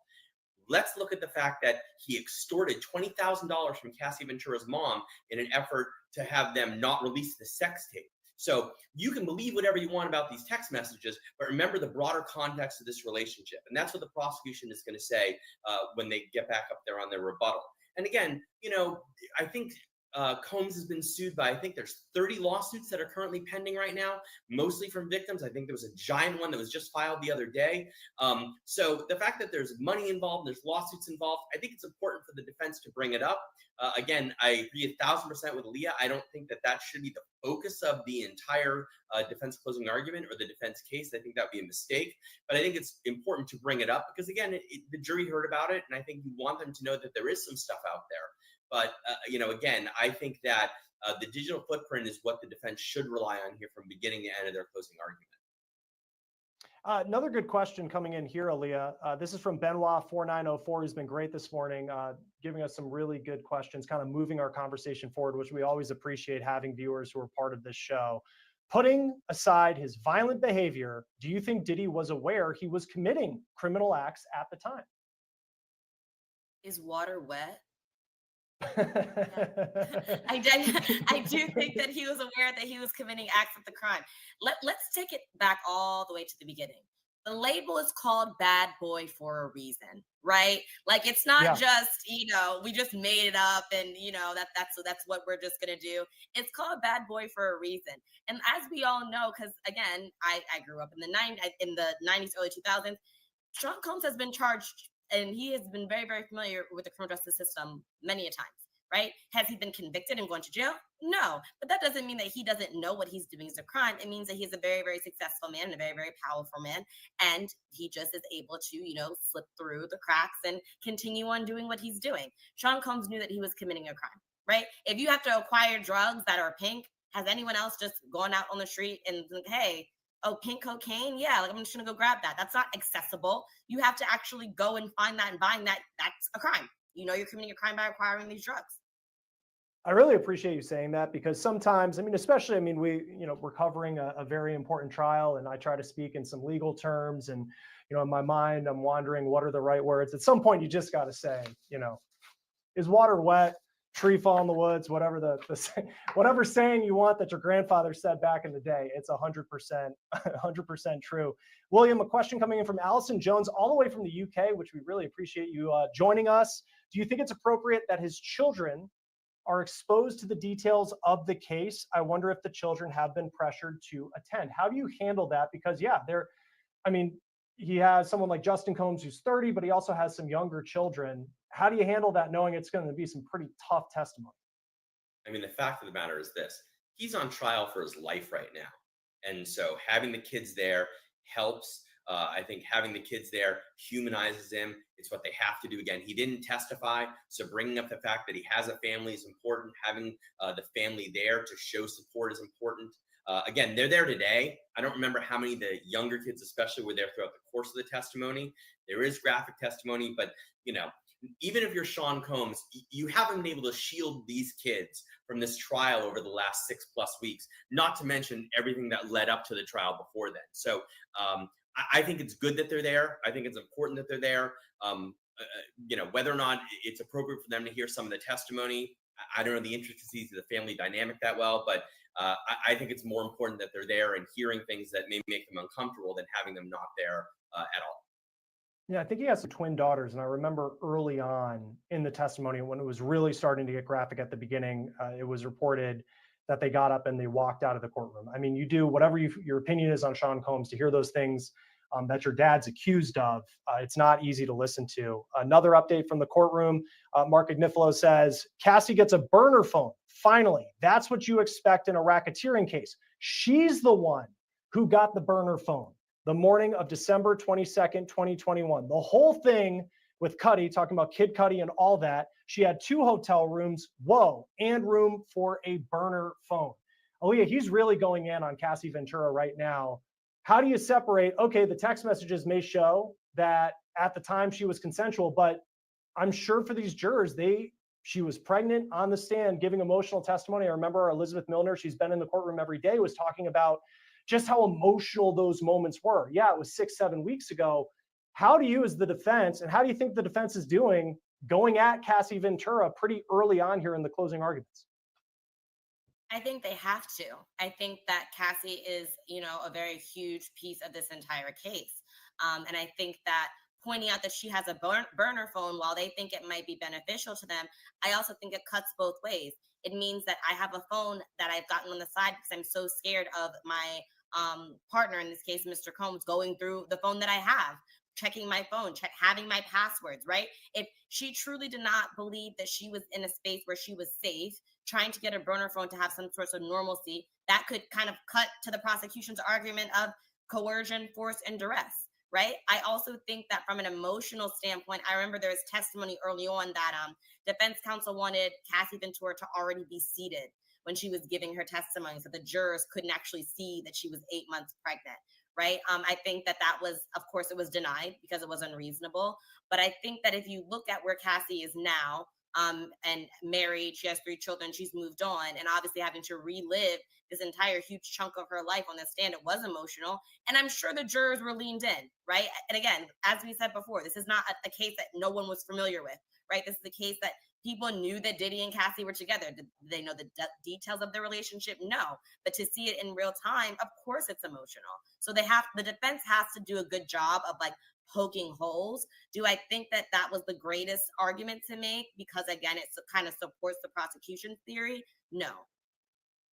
Because I also think if you're Diddy's defense, you better be pretty sure that the jury doesn't have this team Cassie 100%, almost as if she's a friend. And then the second, you really run the risk with what we're hearing he's saying thus now of kind of turning off the jury to the argument that they're trying to make. But to your point, it's kind of what he has to do. Another question, also from the UK. Pretty cool to have people joining us from across the Atlantic. William, Stella K80 says, in the unlikely situation, in her opinion, that Diddy walks free and something were to happen to a juror or witness, you think of the allegations of witness intimidation that Diddy's faced, would Like Titanic. You're right. Yeah, as a mom, you have grown women talk to your daughter before they go to college, but when they meet a man who they love, your teacher go out the door. Cassie's mom, heartbroken. That is true. They meet a man. Oh yeah, go right out the door. Oh, I know exactly what you're talking about. Oh my God, I think everybody and had. Oh Lord, if you hadn't had a daughter, I won't say all, but I would say, oh Lord, they meet a man, especially if it's an older man, and he ain't got her all wrapped up in his head before you find out about him. Then there's nothing you can say. Nothing you can say. Because he ain't already got her mind wrapped up. And an older man would do exactly what Diddy did. Mold that. Something he can work with and mold. He'd know that. Because a woman his age, if he's an older a woman would not put up with that stuff. They'll get these young women, a young teenage girl just out of high school or gone, getting ready for college or in college, because they, Lord Almighty. Hi, Nikki. Thank you for being here. Nikki News on Narcissism. Thank you for being here today. Thank you so much. Queen Liz, God bless this woman right now. Yes. Yes, BT, exactly. Oh, that's me saying hi to Queen. Exactly. Why my husband don't look like this guy? Okay, let him behave. Ooh, Lord. I tell you, I just don't know. I just pray. I pray. I've been praying for all these women on this that was in this jury. Don't forget, a lot of people don't even talk about it. Bring her up because she got lost in the shuffles. Dawn Richard. Remember her from Danny D. Kane? She's a victim. Not because she was in those hotels, freak off nights and all this, but she was a victim because of the harassment, the bully, the trauma that she suffered through the workplace for years, through that workplace. You see what I'm saying? And you have to shut your mouth and be quiet. And being talked down to, being told that you're too big or you're too fat, that you need to lose weight, or that you're a hamburger away from being obese or something like that. Or seeing you watching him beat on Cassie and telling you that you can end up in the river or become a person that snitches or talk comes beyond alive. You see what I'm saying? You can be a victim in so many ways. But yes, Cassie, Mia, Jane, Capricorn, all of them. And even the ones I may not think of right now off the top of my head. And I still, not just the women, don't forget about Little Rod. Little Rod. I ain't talking about, and don't forget about, what's his name? Justin.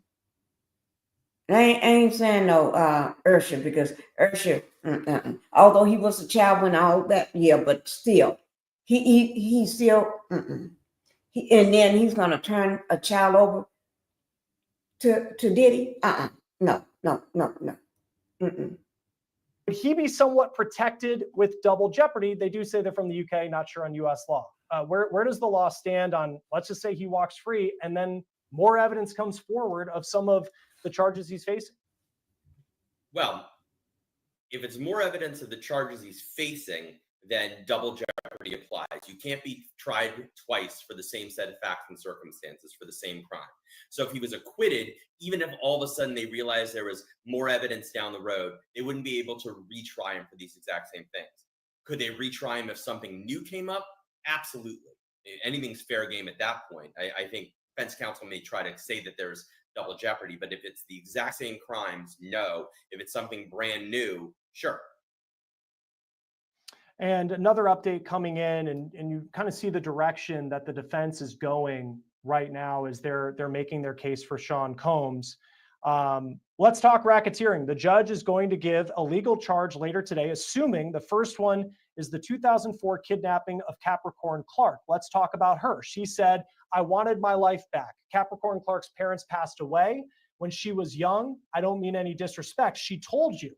I'm happy she did. Others didn't tell you about their parents. She moves to the Bronx and meets Sean Combs. She goes super platonic. What? I think she means she didn't want it to be platonic. She's out there. You could see it. She says, "You know, I had the biggest crush on you. I think we misused our dope chemistry." So now going at Capricorn Clark, another witness who said that Sean Combs, she accused him of kidnapping. Knowing what we heard from the government yesterday, very fact-based, went down the line, laying out their case, Aaliyah. To this point, how is, I guess, overall, what's your read on how the defense is doing and whether or not these are effective arguments?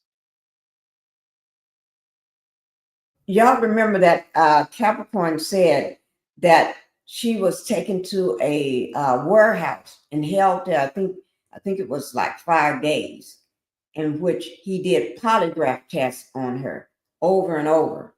And also, don't forget that park incident, although I'm not saying that was kidnapping, but telling her why he had a pow-pow on him. And that's big, tall bodyguard in the dark, at the park. But anyway, telling her she can be thrown in the river. I forgot whether it's the east, west, or south river. I don't know. But it was a river. Yes, I bet Diddy kept those jewels if they was found. Yeah. Or you know what? I don't even. It probably was just a setup.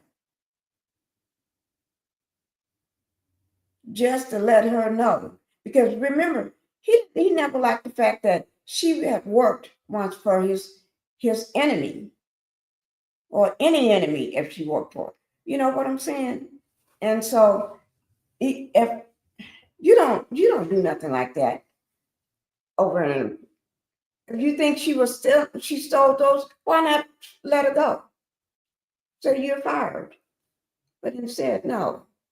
He just got to be so extreme. Go to the I don't know. I'm sorry if I had worked for what's that, Suge Knight? I would definitely disclose that. Yeah. He knew about it already that she worked for Suge Knight before. You know, that was one of his arch enemies. They couldn't stand each other. But shoot, I wouldn't seem like Diddy should have been scared of Suge Knight. Suge Knight was nobody you played with, you know. Hi, Impetitious. Thank you for coming in. Happy Friday to you too. And Impetitious is speaking to the chat and Linda Gamble. I was saying how he didn't. How did he? Yeah. I was saying how didn't he? Let me see. So he wanted to have people come over. Mm-hmm. Did he? Mm-mm. Somebody should have nipped this in the butt when he was with J-Lo and with that club incident situation. This should have been nipped in the butt with that club situation because everybody knew what happened. The woman still have never changed her story because she know who did it. He did it. He pow-powed her. Yeah. And she wants them to take the fragments out to compare with the pow-pow. But you know, if they take them out, it's going to lead right to him. She should have been one of the people that's been called in this. And I don't understand why they didn't call her.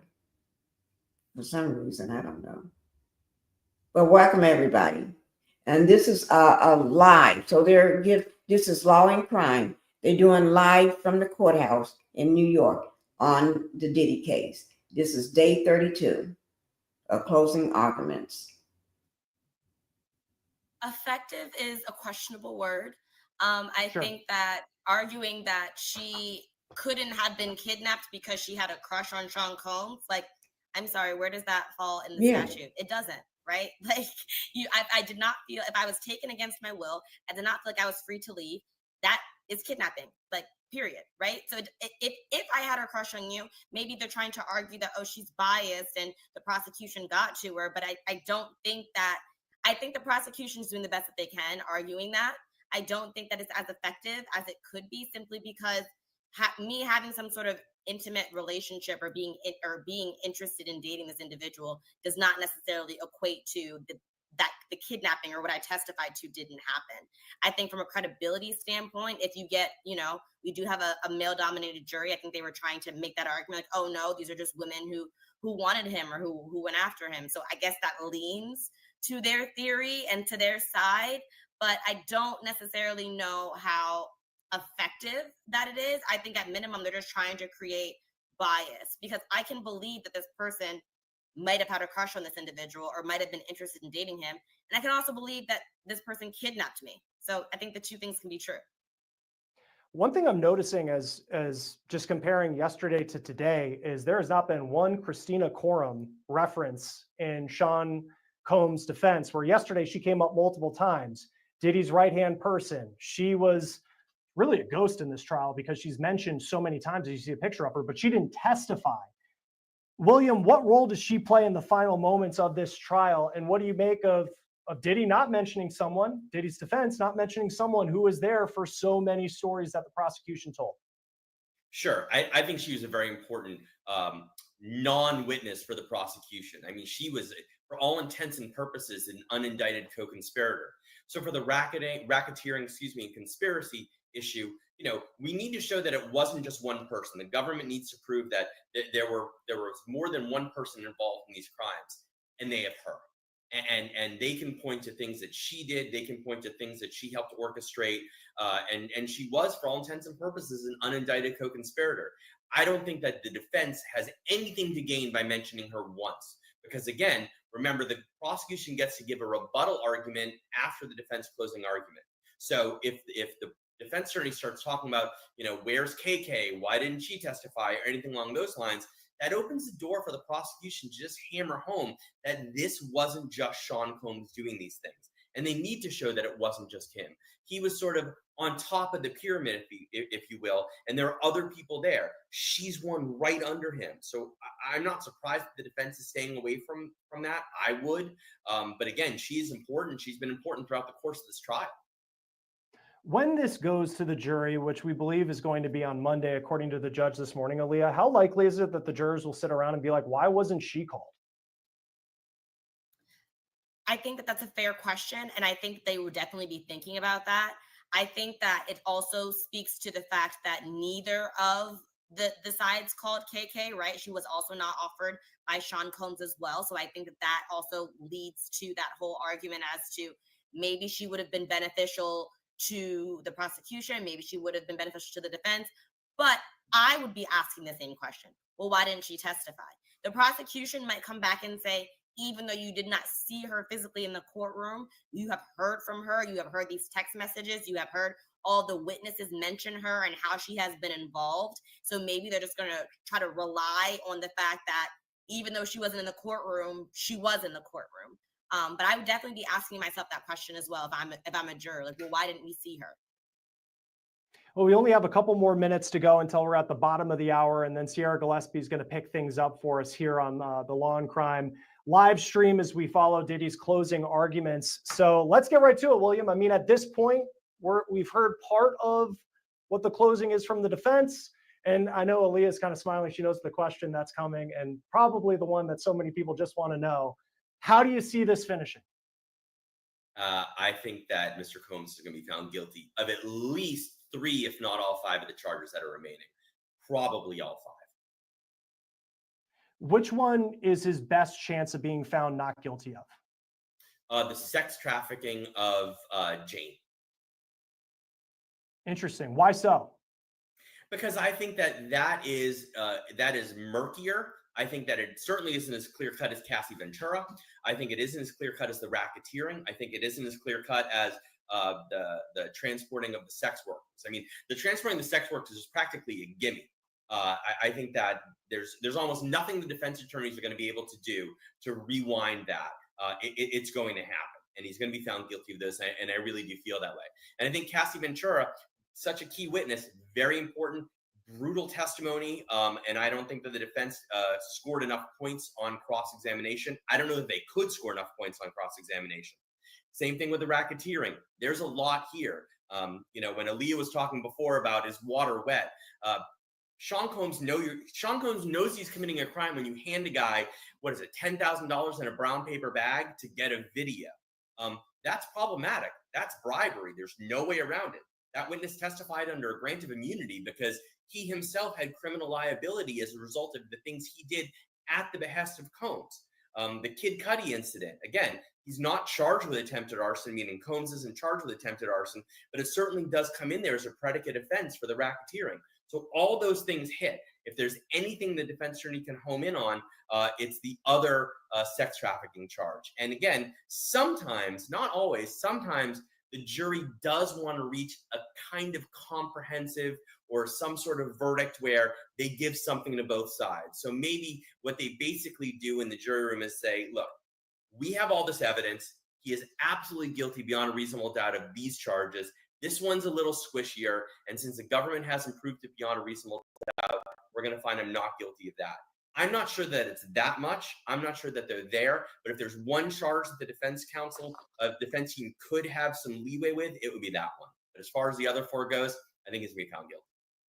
I'm happy you brought up the brown bag of cash because I think, and this is just my opinion, that Eddie Garcia, who is the security guard, that story he told about the Intercontinental Hotel having the video, Christina Coram allegedly hounding him to turn this video over, and then he goes to meet Sean Combs at an LA high-rise.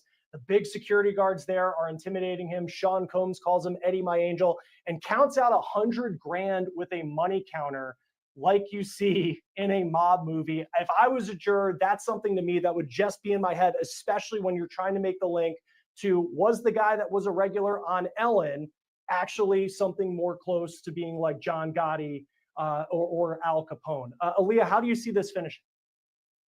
I think the same as my colleague has said earlier. I think the Jane Doe sex trafficking is a little bit more difficult.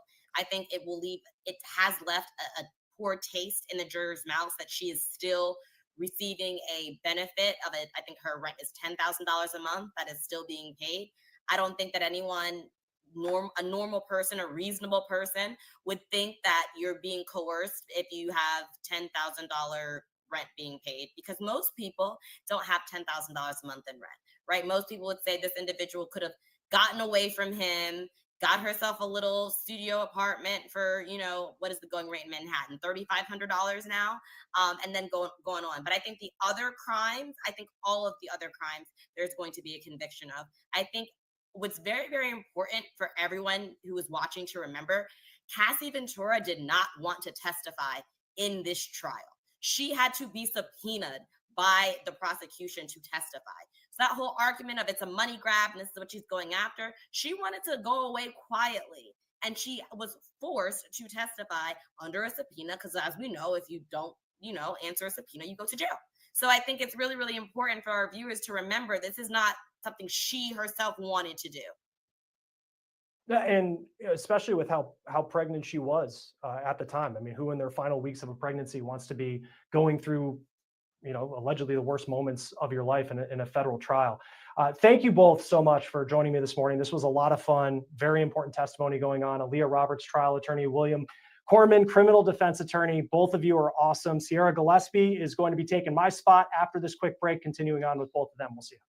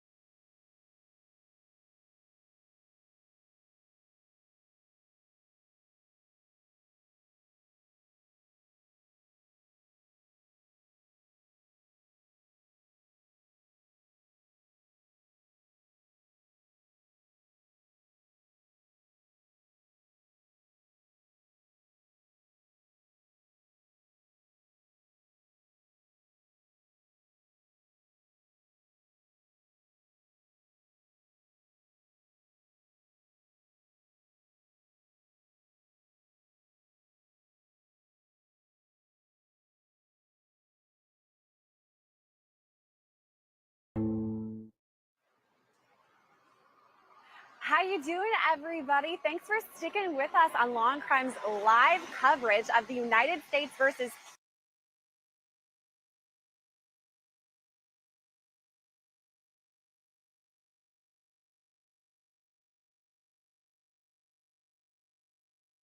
P. Diddy. I'm your host, Sierra Gillespie, also the host of our Law and Crime show and channel Scandal. So if you guys like P. Diddy, that's what we're covering there, and celebrity scandals and drama. Make sure you... I think I had myself muted. She's the reporter that's inside the courtroom that comes out when they're on break to tell us what's going on, you know, just like all the content creators. And sometimes you don't want to get up because you don't want to lose your spot. I was on mute. I'm so sorry. You don't want to get up and lose your spot or trying to get back in there. So sometimes it's best just to have a little snacks. Only get up when you need to go to the bathroom. Because I would, if they would let you bring a little snack, I keep it in my purse somewhere. Keep it undetected, and let them know I got to have my water here because I have to take this medication. It may be a vitamin pill, a vitamin, but I'll make sure I wouldn't have to get up. But here she goes. Subscribe to that show. But for now, we got to talk about P. Diddy, right? I'm live in the Southern District of New York, where right behind me is that courthouse. Inside, closing arguments, you guys, and it's the defense. Mark Agnifilo is up to bat, and we have an all-star panel of guests to talk about it. But first, I want to give you some updates that happened right now. So here's what we've got going. Mark Agnifilo in the courtroom. He's talking, and he says, next, Jane and Cassie are having a freak-off. It's December 22nd, 2021. Cassie has 2 hotel rooms. On burner phone, sees message with Cece about Cuddy, maybe called Scott in the text, something about hiking. He goes on to say, why would he have a gun? He goes to get Capricorn. Why? She would do anything with him, go to the moon. He didn't need a gun. He didn't have a gun. Cuddy said Cassie told Cuddy that Cassie already told Combs. Are you following me? Goes on to say Sean Combs has nothing to gain by having a gun and everything to lose. He is already Sean Combs. Capricorn would love to have stayed employed if he pulled a gun on her. No way. Didn't happen. No gun. So, of course, we're talking about the Kid Cudi situation. We've got the arson allegations there, as well as the kidnapping allegations with Capricorn Clark. And I think this is a perfect time to bring on our guests, right? We have Will Corman, criminal defense attorney, and Aaliyah Roberts, trial attorney. Thank you both for coming on and talking with us. They've been on when we were talking with Chris Stewart, and now we have even more questions. So I want to begin with you, Will. What are you thinking of the defense closing arguments right now? Because again, the jurors haven't heard much from them besides openings and cross, and now we've got Agnifilo, the heavyweight here. What are you thinking so far? I think he did a very good job in the beginning humanizing Sean Combs, because that was important. As you just said, we haven't heard a lot from defense counsel other than cross-examination. And in the closing arguments, since Combs didn't testify, it really was an opportunity to remind the jurors who he is. He's a self-made man. He's very successful before all this. He's a musician. He's an entrepreneur. He has all these businesses. He's a family man. I think that they pointed out the children sitting in the gallery, and all that was very important. It then takes a turn when defense counsel starts weeding in or getting into the weeds regarding exactly what the evidence was. And it's difficult as we're sitting here reading the transcripts to sort of figure out what the tone is that he's conveying to the jurors. But this is a very difficult case for the defense team. I don't envy them at all. I think they're doing the best with what they have, but they don't have a lot. I think you made a really good point that I'm here reading live tweets about what is happening, and we can't hear what he's saying. And I mean, compared to yesterday, we had reports, for instance, our reporter, Law&Crime reporter Elizabeth Milner, was in the courtroom. She came out and she basically said that Christy Slavic, who did the closing for the prosecution, was basically reading off of her notes. And no shade to her. I mean, it was very long closings, but she didn't have a lot of emotion. And so I'm wondering if Mark Agnifilo might, though, just based on his personality, Mark the Shark, as I sometimes call him. Aaliyah, what are you thinking? Do you think he's got big personality in all of this? Absolutely. Absolutely. I said before, when you are presenting closing, this is your moment to shine, right? If any of my fellow theater kids out there remember when the curtain opened, it's that first moment. This is my moment, right? Especially because the prosecution was very methodical and did not pull in a lot of emotion. The defense counsel is going to Agnifilo, specifically, is going to definitely come in, big hands, big gestures. Maybe he might slam on the desk at one point just to, make sure the jury's listening. I know some attorneys do that, but no, we're definitely going in, as my colleague said, with like a big fanfare, guns blazing, because what else do we have? Right. So maybe if I speak louder and remind these people that no, he's not a bad guy. He's a dad and he's a businessman and he just, likes to do questionable sexual things in his spare time, maybe a little DV, but not a criminal. No. When you said slamming the fists on the table, I feel like I could hear it from across the street in the courtroom, because I feel like that's so easy to imagine him doing something like that. And to your point, go big or go home. We haven't heard much from them. This is it. This is the mic drop. They've got to go big. So I can see some slamming. And by the way, thank you everybody who's been watching. We have viewers from literally all over the world, and you've been writing in and asking us amazing questions. So I want to go to some of those now. Keep doing it, by the way. This is from Kristen Beaver 7867. She says, with the prosecution charges, how much time does Diddy face now? Will, what are you thinking? Well, I mean, these charges are very, very, very serious. I want to say that racketeering carries, 20 years plus, and after if he's convicted, the judge has the ability to stack these charges one on another, stack the sentences one on another, and at that stage of the game, we're into the stratosphere in terms of possibly years away. Again, this isn't a drunk driving case. This is about as serious as it gets. I mean, sex trafficking, that carries with it a significant sentence. Racketeering, a significant sentence. And if the judge decides to stack these sentences one on top of the other, unfortunately for Mr. Combs, that could be literally decades behind bars. And I mean, if we think about it too, he's 55 years old. He spent almost the past year at MDC Brooklyn, which isn't the Ritz or, the Intercontinental Hotel for that matter. It's not one of these amazing hotels. I think, any sort of sentence like that where we have decades could be the rest of his life. I mean, it's definitely wearing. Let's go to another viewer question now. I have two. This is A. Bex 5009. She says, says, so the defense won't bring anyone, and that's the end. Did people want to support him, or what happened there? What are you thinking about that one, Aaliyah? I mean, they didn't call anyone. No, they did not. They had a list of proposed people to call. And I think we talked about this briefly yesterday. I think someone from I don't know if it's Revolt or Bad Boy or Human Resources of one of his multi-named companies was supposed to appear, right? I think that they thought about that because on cross, that individual is now going to open the door to even more of the support for RICO, especially if we start talking about accounting and what was paid out of a business account for the freak offs or for transporting these sex workers, right? Or for buying baby oil and the other substance that was used. I think that there were two more witnesses that were purported to be called, but they were not called. I think it's very, very interesting that there was not one person that was produced. I'm sure as a viewer, like myself, you're thinking, well, why didn't they do that? It's strategy, right? Some people were thinking that Sean Combs was going to testify. I'm glad he didn't. I think that would have been a bad move on the defense counsel's part. But there was no one to actually speak to any portion of this on the defense side. And I think the jury is going to think about that. Whether or not, they use it to credit the weight of their decision or not is a different story. But they're definitely going to be thinking about the fact that no one came and spoke on behalf of the defense. I tend to agree with you, Aaliyah.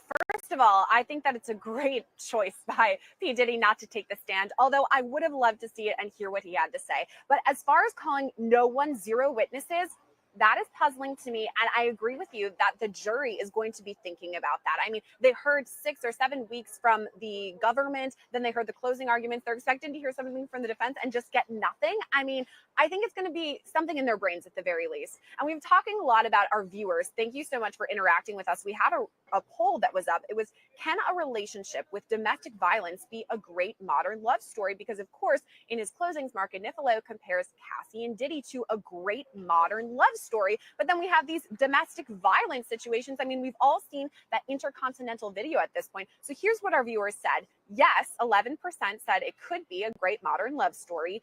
80% said no, and 9% said unsure. So I'm going to ask you about that one, Will.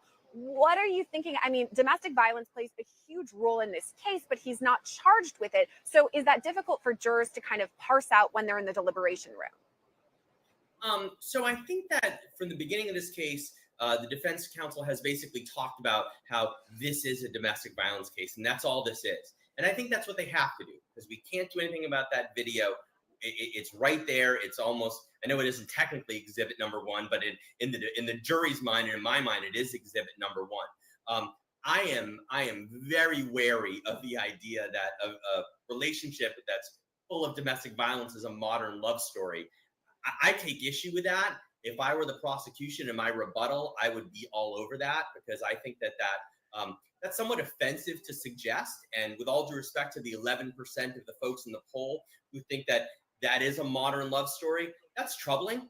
And it's certainly not something that I would harp on if I were a defense counsel at all. That's a tricky way to view a relationship, and probably not a proper one, and not one that would score many points. A modern love story. A love story don't have you pimping you out to every man possible. Don't forget the one that's in jail that's been trying to get out, Jonathan Hardy. He was, don't forget him. Don't forget the Punisher, pimping you out to all these men you don't know from Jack or John. You don't know who they are, who they slept with, anything, nothing about them. Just because they from an agency or from what's that, Green Book or whatever that thing. My neck, I think a tag or something is bothering my neck. But anyway, you don't know who they are, and everybody's passing around these diseases, sex diseases, STDs and stuff. You know what I'm saying? And that's not a modern love story. And that you getting her, introducing her to something like this at her, and she never, and you're, and she's new. You taught her everything she knows. She was a child when you met her at 19 years old. So this is not a love story. I don't think Diddy ever said she was the love of his life. He called Kim that. And you see what happened to Kim Porter. She was his queen, the mother of his kids. And you see what happened to her. So, oh God, this is a twisted, I don't know. The defense is grasping at anything that'll stick on the wall. And that is not sticking. That fell flat to the ground, I tell you. I think you brought up a great point. It is really troubling because not only do we have all of the people who are involved in this, I mean, we're talking Cassie or Jane, who are the survivors in this. We have jurors who live their lives. They have their relationships. We don't know what went on in their past relationships. So let's say they're, had an incident at some point in their past that something went, off. They're thinking about that and hearing, was that a modern love story? I don't know. So I tend to agree with you about that too, Will. And by the way, we do have some updates straight from court, so I'm going to read them to you now. This is Mark Agnifilo still going on with the closing arguments for the defense. He's talking about Kid Cudi now. He says Cudi didn't say that Capricorn said Combs had a gun because there was no gun. Working backward, Cudi didn't tell the police about a gun.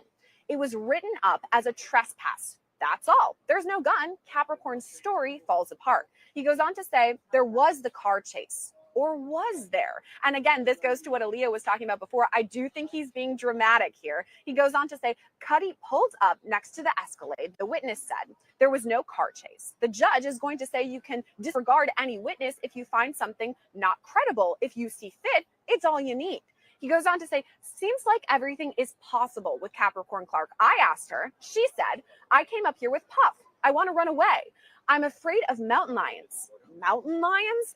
I'm not saying they are scary, but if you were kidnapped by a gun, no. He goes on to say then, she, meaning Capricorn Clark, doesn't want to say, I went there by my own volition. I'm not saying Sean Combs didn't go there. He wanted to fight him, fine. Mother effer. Combs is not a coward. He's ready to fight. At the risk of being sexist, they are men. They fight. And here's the last update for now that I have for you. We're going to have a good old-fashioned 8 a.m. Hollywood Hills John Wayne fight. The Porsche, not his style. There's no evidence. Who else would do it? No evidence. Burning a car is cowardice. Be a man and fight him. Okay, I think he's going in guns a-blazing, Aaliyah. What are you thinking about this? Because, of course, this was a huge topic of conversation. You know, initially some people were thinking, okay, maybe the arson allegations and the kidnapping allegations were dropped. But, I mean, if we read, you know, the paperwork, it was attempted kidnapping, attempted arson. So, of course, the government yesterday touched on those things, you know, arson and kidnapping. And now this is Agnifilo talking about both those things. What are your thoughts with that update, Aaliyah? Okay, let's begin at the beginning. Diddy couldn't have bombed Kid Cudi because we're men and we don't bomb, we fight. We know that you fight. I think the prosecution is going to have a field day with that. Oh, you're a man and you fight? Like you drug Cassie down the Intercontinental hallway? Like you kicked her? Like you hit her over the head with a frying pan? Like that type of fighting that you do? Diddy, I think that was, at the risk of sounding sexist, there are also women on the panel that like might be like, well, where were we going with this, right? I think, again, we've said time and time again, they have to put something forth. I don't know how beneficial that was, right? I think the defense is saying, yeah, he was there, but he wasn't there to blow up the car. He was there to fight. Well, that's still supporting the argument of why are you fighting Kid Cudi? You're fighting Kid Cudi because Kid Cudi was in a relationship with Cassie and you wanted Cassie and you controlled Cassie. So the answer was no. And that then again supports the argument of persuasion with the, use of force and duress that we're talking about regarding the sex trafficking. I tend to agree with almost everything you're saying there, Aaliyah, because there's a lot to unpack. And I don't know, I'm going to ask you this one, Will. Do you think he's digging himself a hole here? Because we've talked about this modern day love story, which to your point could be offensive to people. Then we have this thing where he says, at the risk of being sexist, you know, men fight. What are your thoughts on what he just said in closings? I mean, I can't say it any better than Aaliyah did, but I'm gonna try to buttress what she said to some extent. As a defense attorney, as any attorney giving a closing argument, defense or otherwise, the last thing you want to do is accidentally alienate a juror, because these jurors are the ones who are deciding the guilt or innocence of your client, or whether or not prosecution, the guilt or innocence of the defendant.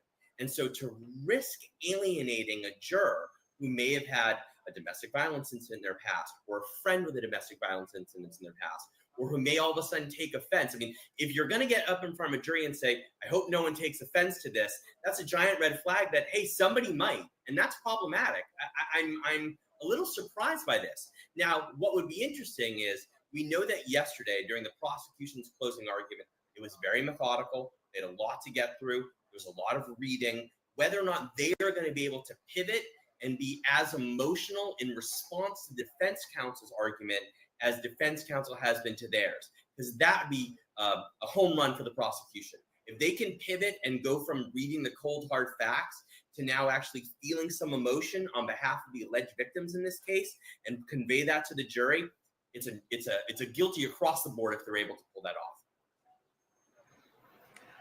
And I do wonder if that's what it's going to be, you know, kind of a slow burn. Yesterday, the government went through and it basically was a list of, okay, this year this happened and here's what you heard from this witness and laid everything out. And I'm sure it was a lot to digest. But then if they have the defense with Mark Agnifilo potentially slamming his fist, as we keep saying, and saying things like the modern love story and potentially sexist things, then if you come in, guns ablazing with the government for their rebuttal, I think you're right. I mean, that's the last thing that is going to be in jurors' minds. So I'll be interested to see what happens there. And by the way, we do continue to see your guys' questions, the live stream viewers. And so I have another one. This is from JAM 1035. He says, Sierra, giving the impending civil lawsuits accusing Combs of sexual assault against children or minor youth, could the feds or state bring class action lawsuits rather? How would they best proceed? And Aaliyah, I'm going to send this one over to you. Yeah, BT, you're right. Cassie has to relive this nightmare repeatedly over and over. She's probably going through nightmares, probably waking up and think about it. She lived it, and it's all over social media. She's going through the trial. Oh my God. And she just had a baby. So, hormones are all over the place. All we can do is pray for that mom and baby. Just pray for them. Go before the court and say, hey, we have a certified class in this specific situation against Sean Combs. And then they would have to present.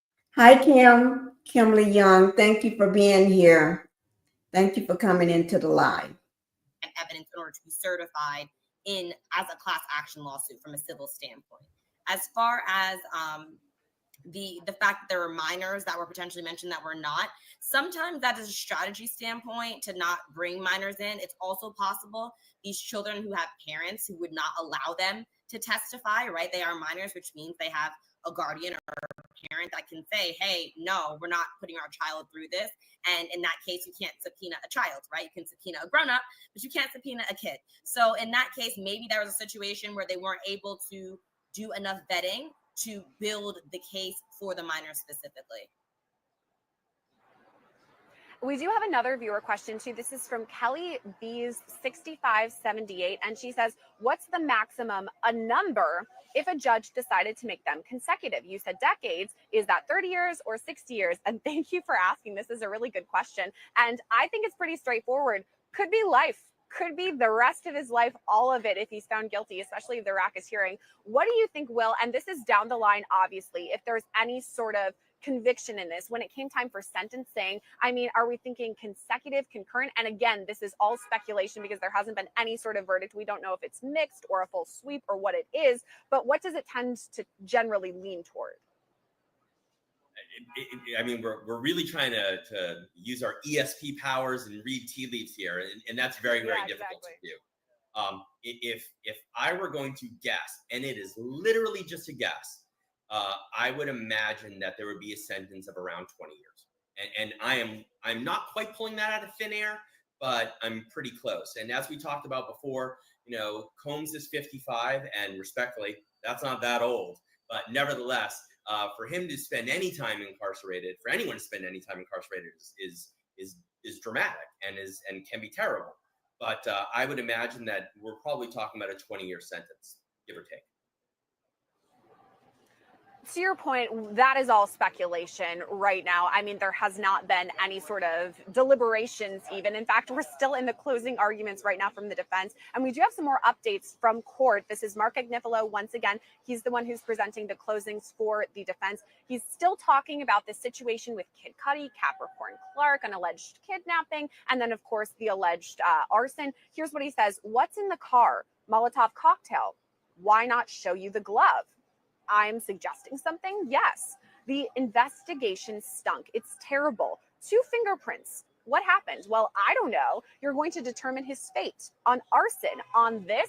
And again, he's talking about all of the situations that the investigation after Kid Cudi, reported this and spoke with police. And then there's that glove, the driving glove that was there. Agnifilo went on to say the DNA was consistent with a female contributor. That witness was not helpful. If it had come back consistent with Combs, they would have bragged about it. Investigator Jimenez never followed up. He tried to find Cassie. He said Jimenez said Capricorn's brother obstructed him. They fought. I'm not saying Capricorn did it or Cassie did it. We're not here to solve the world's problems. Cassie's father didn't call him back. The witness was mad. Draw your own conclusions. Wow. Okay. So he says he's not here to solve the world's problems. And he's bringing up Cassie and Capricorn. This is fiery to me. Aaliyah, what are you thinking? Remember how back in the day we had, if the glove don't fit, you must acquit? Remember that? Yeah, we remember that, right? So in this instance, right, the same argument we're trying to make now. I'm not going to say that I think OJ did it. OJ did go off and then write a book and say, if I did it, here's how I did it, right? Take that what you may. But the arguments that he's trying to make here is, hey, look, the DNA wasn't a match, so it couldn't have happened. That also speaks to the RICO charge. Why would Sean Combs go and do it? Now, I'm not saying Sean Combs. Nikki, I was thinking when you asked, you said this is an interesting trial. As soon as I saw that, the first thing popped in my mind was OJ trial. This is like another OJ trial. And she just said OJ. It is. This is crazy. This is crazy. And I think the defense is grabbing at anything. To me, their defense is not making any sense. They're not making any sense. I think when you panic, I think they're panicking inside because you don't say no to Diddy. He complimented the judge, okay, by saying you're doing a great job, and he's probably pissed with them by his body language, I guess we could tell, with his defense team. So they're probably in the back of their head thinking about he probably went off on him, probably somewhere where nobody can see or hear and everything. And they're thinking about that and not making good sense for the closing arguments. Oh my God. Okay. Did it. I'm saying that someone in Sean Combs' camp did it. That's the argument that the prosecution is going to make. And then I saw how they were trying to say that, the investigation specifically, they didn't do a good job of following up, et cetera, et cetera. And that's fair, which is why Kid Cudi was brought into the court to testify. Right. I think that with CSI and with all of our crime shows, we always want to know the DNA. We always want to know the DNA. But we also have to remember that a witness, a person who has experienced or been a victim of a crime, their testimony is the evidence, right? There might not be fingerprints or blood or glass or anything, but I, as the victim, standing up in court and saying what happened to me, that is evidence. And that is why we have this issue with credibility when we have actual victims testifying or witness testimony. It's so funny that all roads seem to go back to a glove. I love the comparison you made there with OJ. And now, of course, we have the driving glove in this case. I think it's interesting to bring up. And I liked your point, Aaliyah, when you were talking about the investigation, because many of us watch these shows, Criminal Minds. I used to binge that with my roommate, Nicole, in college. We love it. And yet it's not the same in real life. Will, I'm going to toss it to you for the next question here. And my question is, we're waiting for that rebuttal. We're hearing a lot from Agnifilo. Fiery, I didn't mean to say that as a pun as we're talking about arson. It just kind of came out, but hey, there it is. So we're hearing a lot from Agnifilo. What are we thinking are the points that the prosecution is going to touch on during rebuttal? I think what the prosecution is going to hone in on is everything you just heard from defense counsel doesn't matter, because what they're trying to do is they are trying to distract you. It's sort of the magician where they're waving their hands around so you're not watching exactly what's going on. And that's what it is, because at the end of the day, regardless of whether or not the glove fits or the glove doesn't fit, it almost doesn't matter. Because as Aaliyah said a minute ago, what really matters is who is doing this and who are they doing it the direction, whose direction. So it doesn't matter if Sean Combs' DNA isn't on the glove. It doesn't matter if it was a woman. It doesn't matter if it was a man. It doesn't matter if it was whoever or whatever. The fact of the matter is that if we can show that Combs was directing it, that's all we need to prove. We don't need to show that Combs was literally the one who was calling prostitutes and saying, will you please fly to LA? Will you please fly to Atlanta? Will you please fly to Ibiza? We just need to show that someone was doing it at Combs's behalf. We don't need to show that Combs was day after day beating up Cassie Ventura, beating up Jane, beating up Mia, in order for you to know or for you to believe that there was such an atmosphere of coercion and fear and threats and intimidation that these women would do anything he said. That's what they're going to say. They're going to say, don't be distracted by the show that defense counsel is putting on for you, because what you really need to do is drill down in the details. And the details are, this guy, Sean Combs, was orchestrating this entire thing. The proof is from the witnesses themselves, who said, as we talked about earlier, they went to an LA luxury high-rise and Sean Combs is there counting money to give to Garcia. The evidence is there. This awful video that we've seen over and over again, where Sean Combs is brutally beating up Cassie Ventura. That's what this case is. Whether or not the glove fits is irrelevant. The fact that there was a glove, that's what matters here. There was the glove. Does the glove fit? I don't know. Still a lot of questions, but I like what you said there, Will. I'm going to have one more update from court here. Again, happening right behind me. Mark Agnifilo is giving closings, and here's what he's saying. Here's an email, obviously an exhibit. Why is she calling him Sean Puffy Combs? For some later proof? Doesn't mention any car. Forget it. Let's turn to the London hotel. If you want to go to someone's house, it's not a kidnapping. It's unfair. Cassie is public too. And of course, this is in reference to after Diddy allegedly stomped on Cassie's face. Then the alleged kidnapping is when he, again, I keep having to say allegedly, forced her to stay in this hotel and she didn't want to. Agnifilo says, remember, Cassie also didn't want the tape out. She had a movie coming out. Let's go back to what was said about the hotel staff maybe leaking the footage. And we're talking about Intercontinental Hotel now. They were worried about publicity, not a misdemeanor. Guess what happened? It was sold. And again, that infamous Intercontinental video. And I'm sure he's probably going to talk about Eddie Garcia and the alleged bribery there, the payoff. Y'all don't forget, not the video just was sold, but remember when the security came up and was talking to Sean and Cassie. Remember that video? Remember that the security came up and he tried to offer the man money at the time. I don't know whether it was inside the room or outside the room, but the man, the security, wouldn't take it. He was trying to pay him off to be quiet, to leave us alone. You know, just saying. The money machine that was counting cash. I mean, a lot of head-in closings. We're about to wrap up for this part of our live coverage, though, and I have to say a huge thank you to both of our guests who've been on with us for 2 hours, Will Corman and Aaliyah Roberts. Thank you both for staying on with us today and giving us amazing insight into what's happening. Before we log off, I've got to say we're going to be here all day, you guys. So even if you're looking at just the stagnant view of the courthouse, we will be coming back after this. Jesse Weber is going to be on, I believe, at noon. I'll be back, and then later on, Anjanette Levy will be on again at 3, and I'll be here throughout all of it. Our girl Elizabeth Milner will come back and tell us what it was like. Was Agnifilo really stomping his hands on the table? We'll wait and see. And also, by the way, we have an amazing podcast for you guys to follow the Diddy live coverage. It's now the 2nd season of Law&Crime's podcast, The Rise and Fall of Diddy, which is hosted by our guy, Jesse Weber. It is back June 17th, exclusively on Wondery.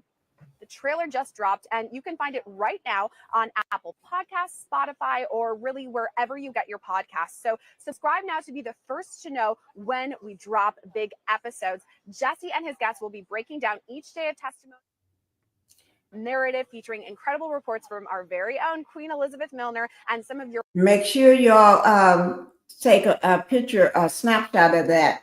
I am going to watch that. And I think it would be, I think you all would like it too. The Rise and Fall of Diddy, the federal trial. Oh, I can't wait to see it. Okay. So let me go ahead and bring it back. Your favorites, Law&Crime analysts and experts like Natalie Whittingham-Burrell, Dave Ehrenberg, and of course, our girl, Safa Robinson Ferrer. We acting bad. We ain't trying to hurt nobody. For decades, he was untouchable. I've gone from Harlem to Hollywood. Sean Diddy Combs built an empire from the ground up.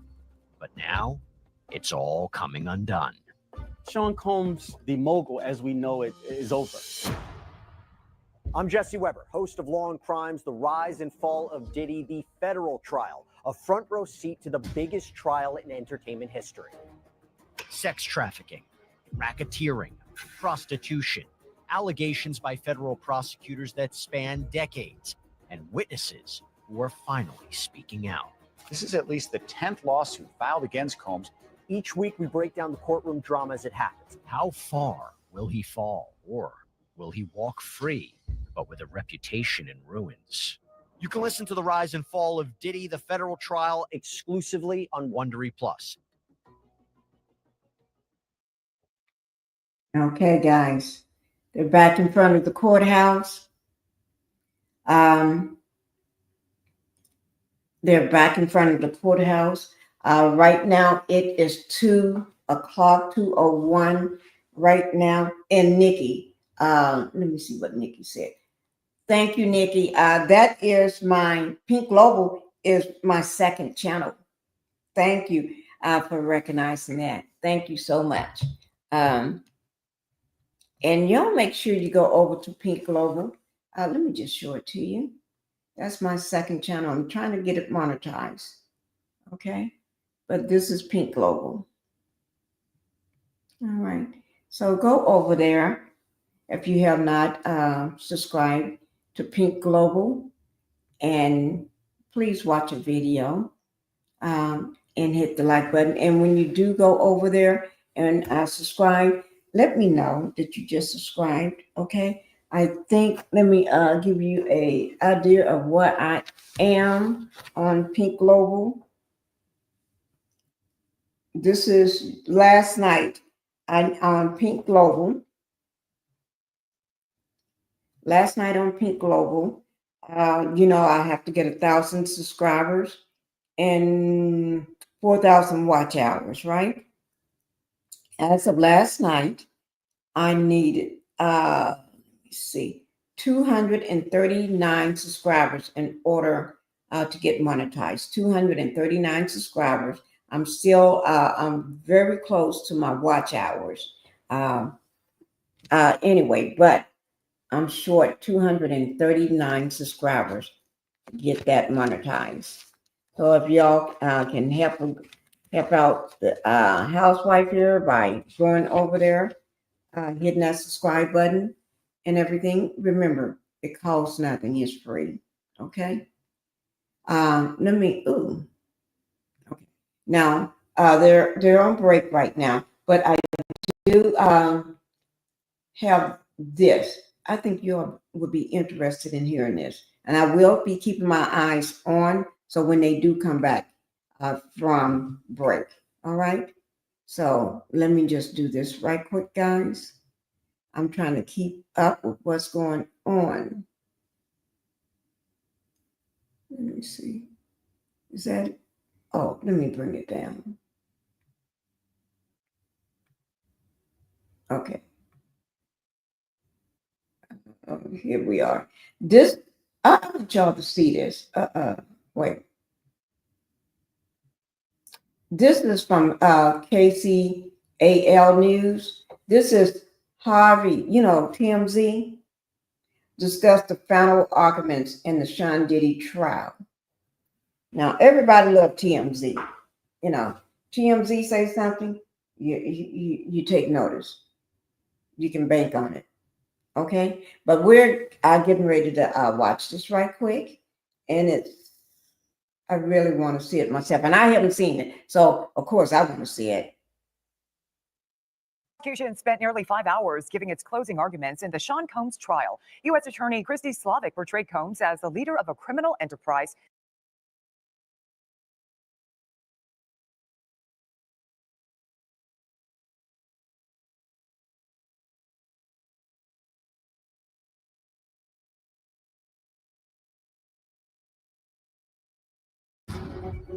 The prosecution spent nearly 5 hours giving its closing arguments in the Sean Combs trial. U.S. Attorney Christy Slavic portrayed Combs as the leader of a criminal enterprise who engaged in prostitution and racketeering. Her theme was Combs doesn't take no for an answer. Well, today, the defense gets its turn. Harvey Levin from TMZ joining us now with what we can expect from the defense this morning. Harvey, thank you so much for being with us. My pleasure. You, of course, are a lawyer. KCBS is home for me still. Oh, wonderful. Well, we're glad to have you back this morning. You, of course, are a lawyer. Oh, my goodness, this case, there's been so much to watch. So the prosecution needed to show that Combs coerced these women into freak-offs and that he was running a criminal enterprise. Did they do that? Well, they told his story. So this is what's so important. Closing arguments are make or break in cases like this. That when you look at the weeks of testimony from prosecutors, you know, one day somebody's talking about racketeering and blowing up cars. The next day they're talking about a freak off. And it's all this kind of disparate testimony. And nobody's putting it together while you're listening to all of it, while the jury's listening to all of it. Closing argument is when prosecutors tell the jury a story.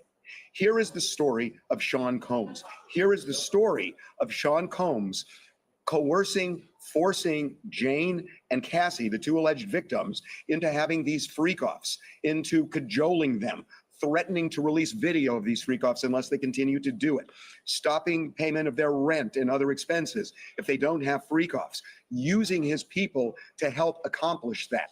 So that's what they were doing when it came to the sex trafficking issue. On the racketeering issue, what they said was this. They said, look, Diddy was almost like the king of the castle, and he was telling all of his servants to go out and commit crimes on his behalf to further his enterprise. And the crimes were varied. Blowing up Kid Cudi's car, they said, that he had his minions do that. Burglarizing Kid Cudi's home. I am so glad that Harvey is saying that. I am so glad somebody is actually saying this, that he's using his employees to commit crimes. That's exactly what he's doing. Using his employees. And they already got up there. So I don't see why a lot of people don't get it. You know, using his employees.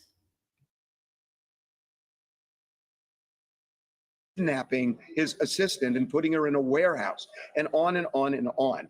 And what they're saying is, under the law, all you have to do is find two of those things happen. For example, if you found that he did commit the arson and he did kidnap Cassandra, the assistant who was put in the warehouse, that's all you need is two of those crimes, and you can prove racketeering.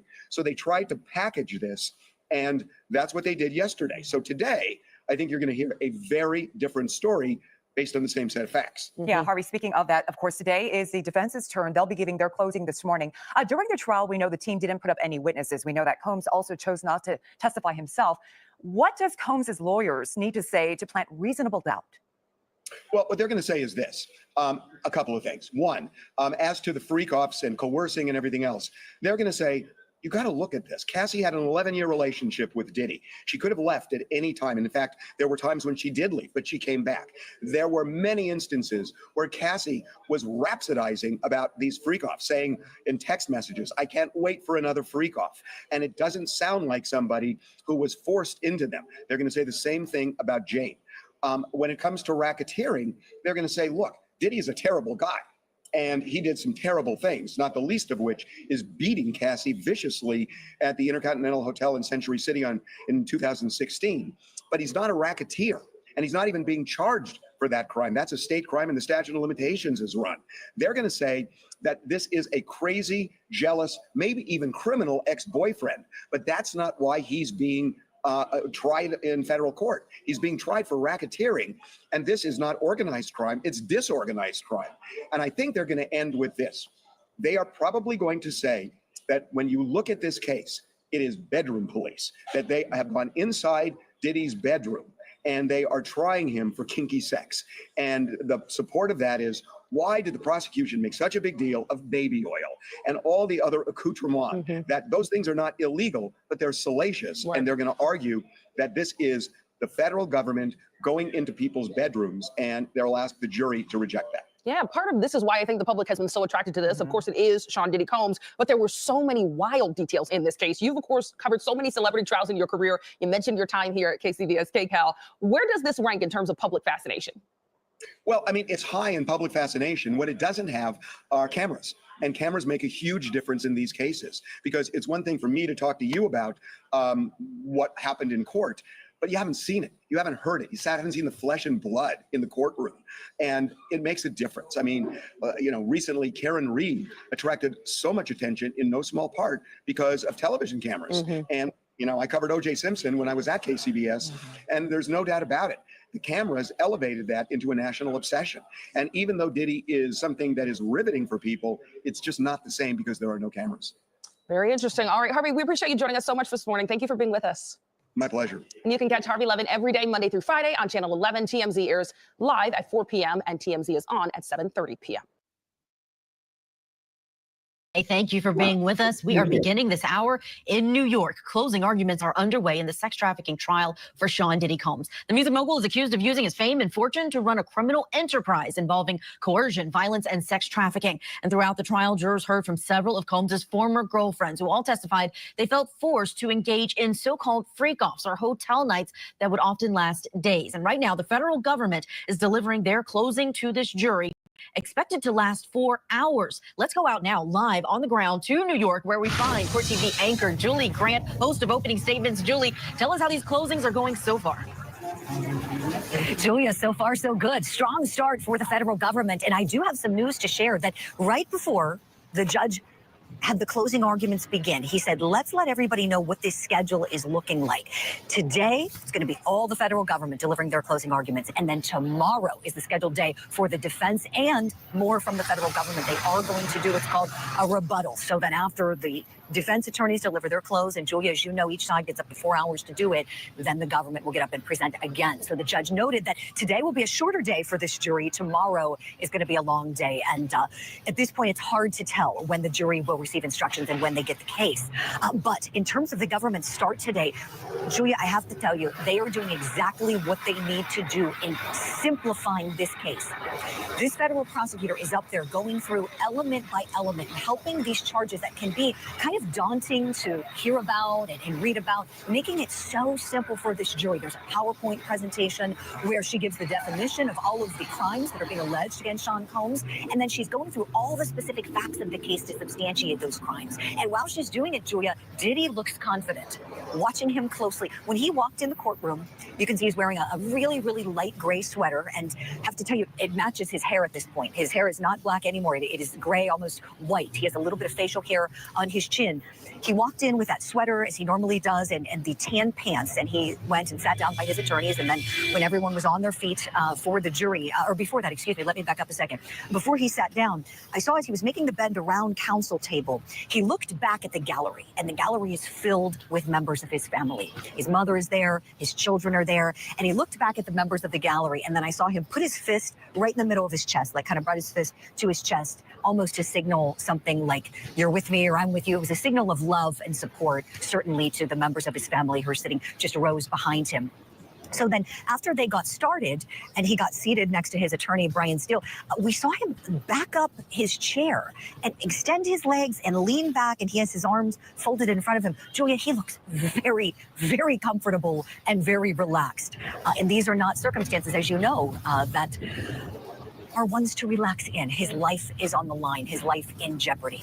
Oh, that's fascinating to hear your take on that, Julie, being there inside the courtroom, because just this morning on Opening Statements, you were discussing his body language, and we were going based on the AI-generated transcripts of how he sounded, and now it sounds like he is looking the same way that he sounded, even in the words that were spoken yesterday when he was interacting with the judge. So in talking again about the closing from the prosecution, I know the opening statement went a certain way where they kind of introduced the jury to Sean Diddy Combs. Are they taking them through that world of his and maybe explaining to them that it's, again, very different from a world that they live in, but this is what was going on behind those closed doors now that they've seen all of the evidence? Yes, they are, Julia. They're trying to negate what the defense is trying to say here, that this is about Diddy's sex life, his private life, his proclivities that may not be for everyone, and that there was consent involved with all of these individuals who were involved in these freak-offs or hotel nights. The government is fighting back hard on that, saying no. These were federal crimes that were committed. What he did in his private life broke federal law. They're making that incredibly clear. And I think that's what's so key, because both things can be true. Yes, it's true that he led a very wild private life full of sex, full of these freak-offs with these strange men who were made to have sexual relations with the women in his life that he was in relationships with. Cassie Ventura, who started as his artist, and then the woman who became known as Jane, pseudonym Jane, throughout this trial, his girlfriend until present day. And the government is going through the charges and the predicate acts. Julia, something else that I know it stunned me when I came into court today because of all of the reporting that was being done yesterday. Remember how the news that was swirling was that charges were dropped. And we know at Court TV that no charges were ever dropped. They were predicate acts that were simplified in the jury instructions. What the federal government was asking the judge to instruct the jury on. It seemed, based on the reporting we had yesterday, that the government may be backing off the Kid Cudi arson. They may be backing off the Capricorn Clark kidnapping.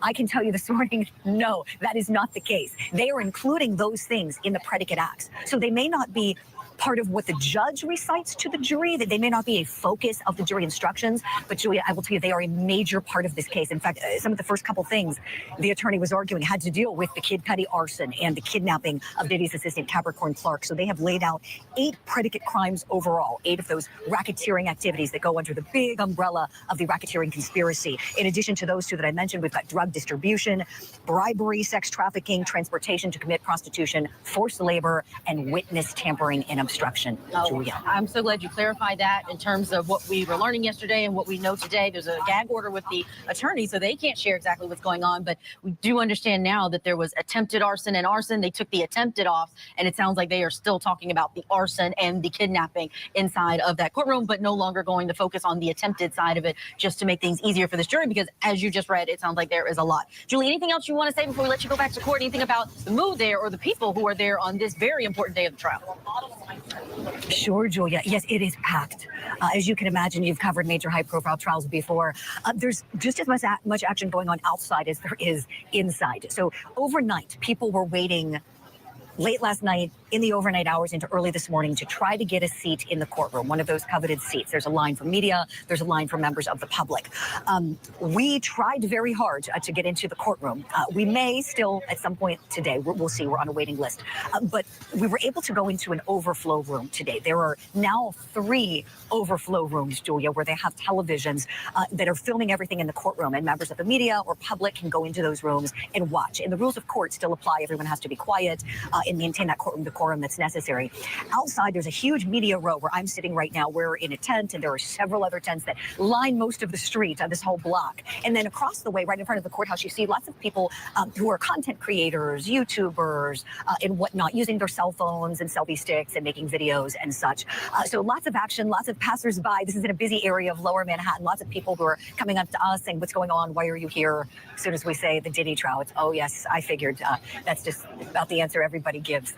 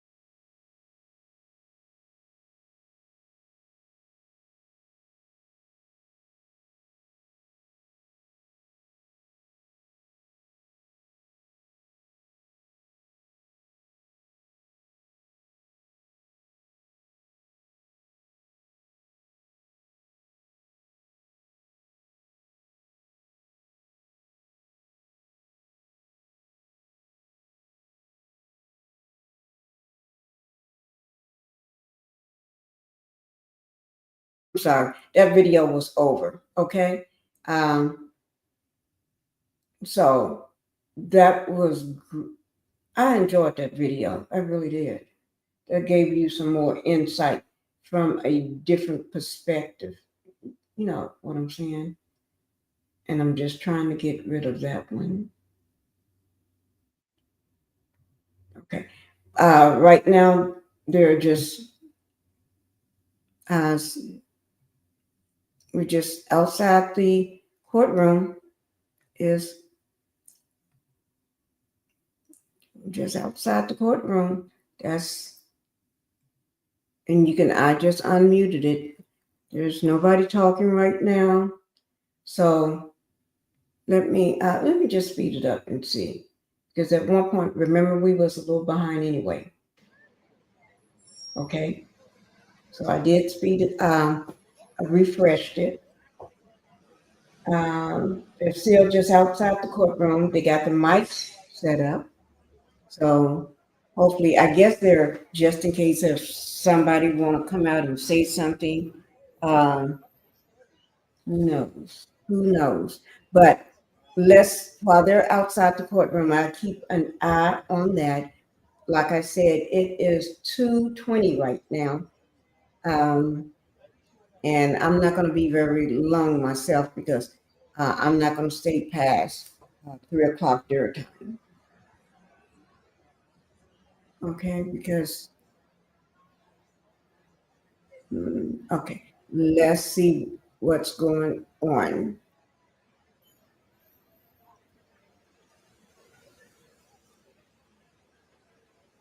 Okay, we just do it like this. When it comes back, we'll be ready for it.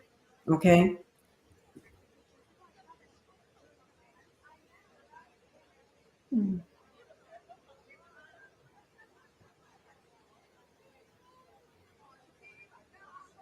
That's the New York noise that you hear. Trying to make sure there's nothing getting ready to go on. Okay, I'm going to mute it for now. But if something happens, we'll be ready for it. Okay, guys?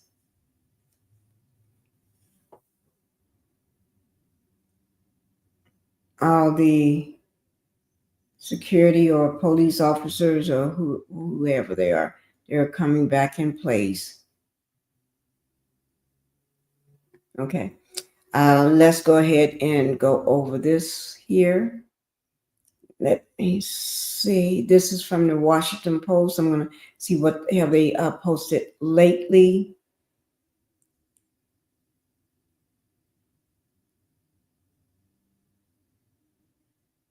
Let me see.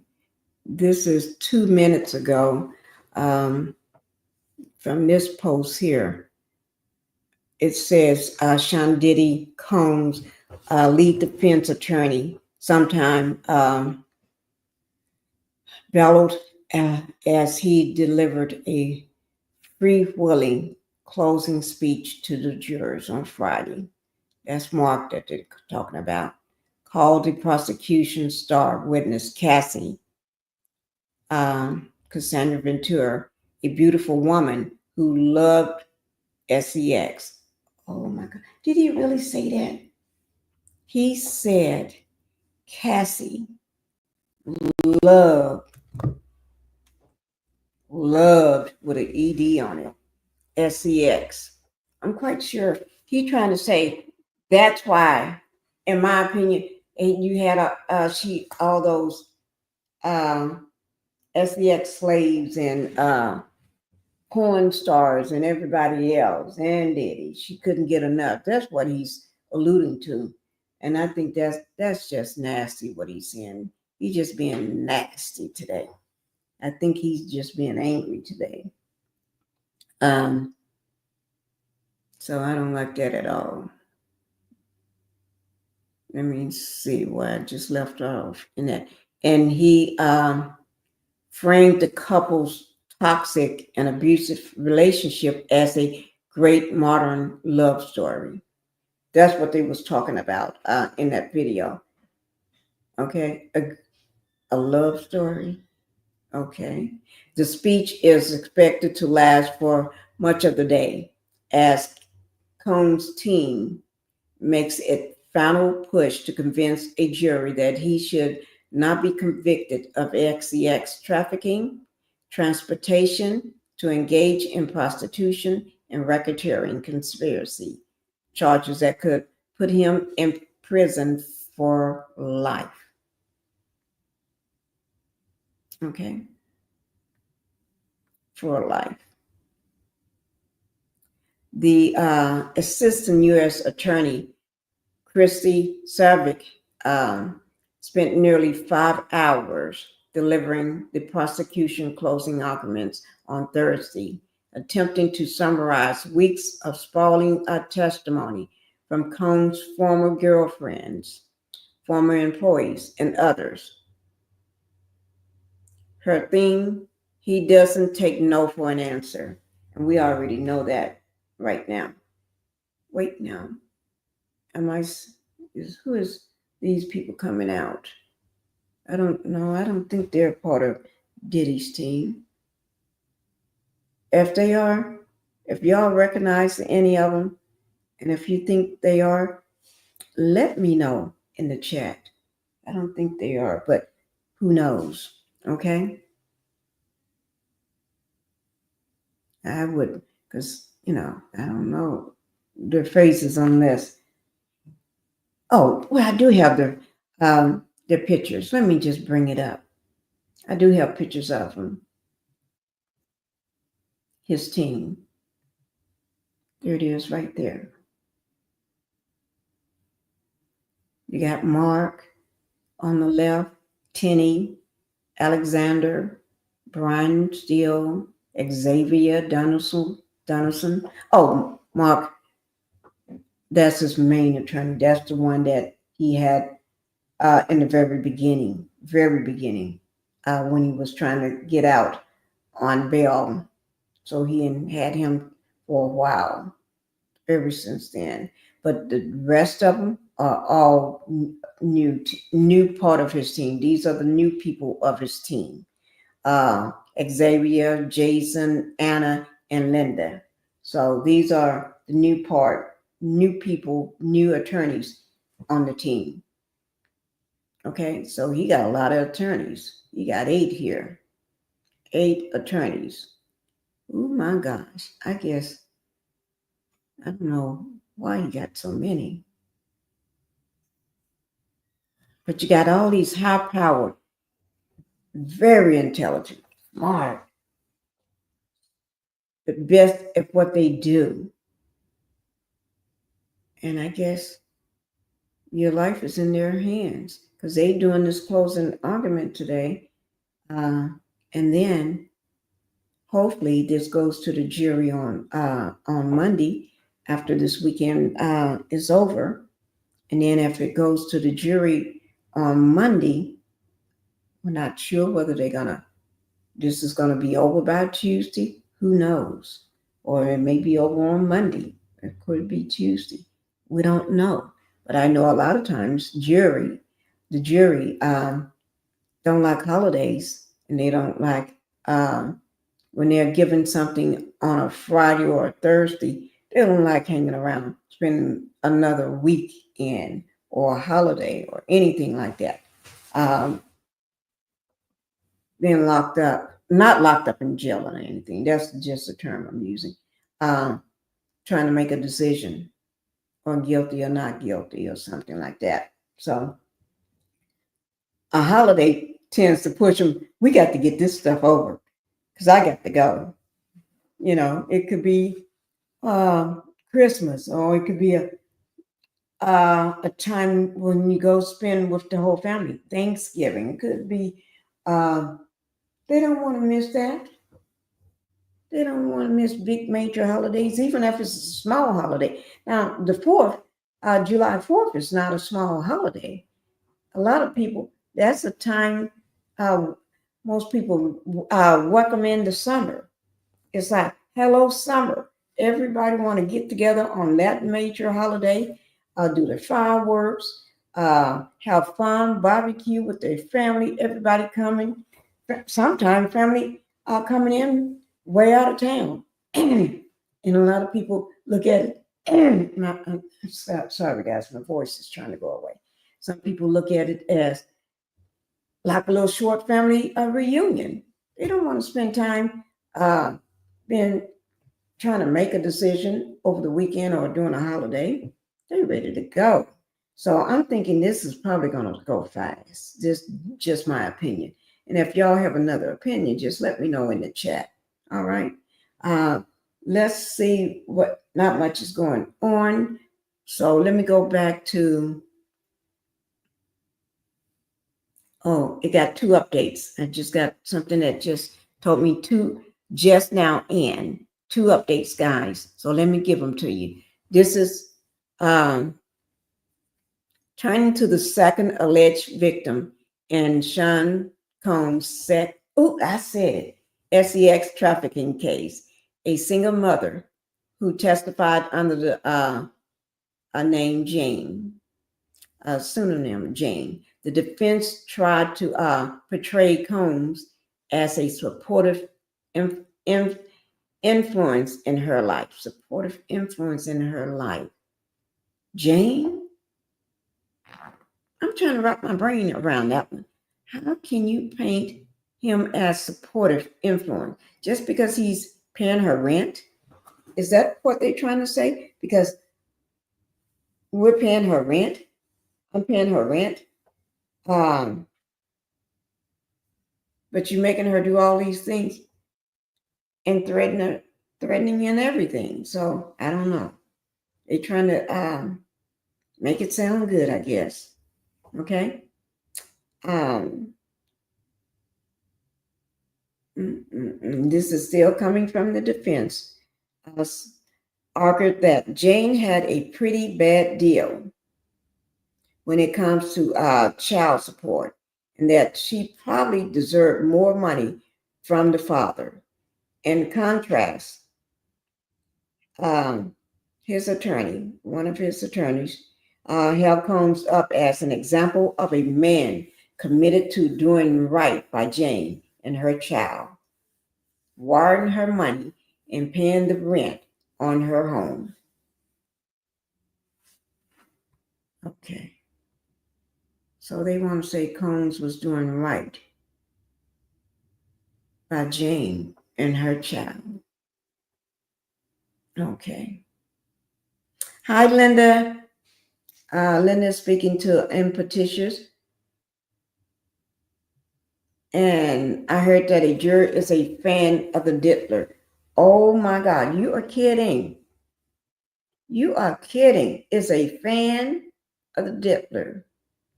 Now we got a lot of the jury is all educated, older people, except for one is young. You know what I'm saying? There's one young person in that crowd. So I don't know. I'm not saying she's the fan or anything. Omar officially Black Titanic. Guys, this is Black Titanic's new channel. Y'all make sure y'all get over there and show her some love. Make sure y'all, and it's actually, if you just type it in the way it is, and she put it in the chat, but even if you can't find it that way, you can actually type in Black Titanic and you'll see, and you click on it and it'll take you to a new channel if you can't remember after this, okay? But just take a little snapshot of it or write it down so you won't forget. Go over there and show her some love. She needs to get to 1,000 subscribers and she needs 4,000 watch hours, guys. So go over there, show her some love and watch a video. That's how you get the watch hours. Watch a long video or like a live. And even if you can't, like I tell people when you do me, and then don't forget about my second channel as well, Pink Global. Let me tell you the best way to do that is put it on a live video. You find the longest one and you can mute your phone, and especially when you're not using your phone, just if you're watching TV or you're cleaning your house or washing clothes, just put it on a long video and put it to the side. and just let it play. But don't forget to hit the like button and then put a comment in it. If you just subscribe to the channel, just put new subscriber watching the video or something like that. And that way she'll know that you're supporting the channel. Okay. Thanks, Pinkie, for your dedication to educate the public on Diddy. You're welcome, BT. Linda, a reliable CC that is just their reliable CC that is their. Okay, somebody's already there. Just reported it on it a few minutes ago. Okay, this is somebody already at the trial. Okay, this is a content creator. Okay, thank you, Linda. Thank you so much. So y'all heard what Linda just said right here. She heard that at juror, somebody in the box. I call it the box because they sitting in a square box. Okay, is a fan of the diddler.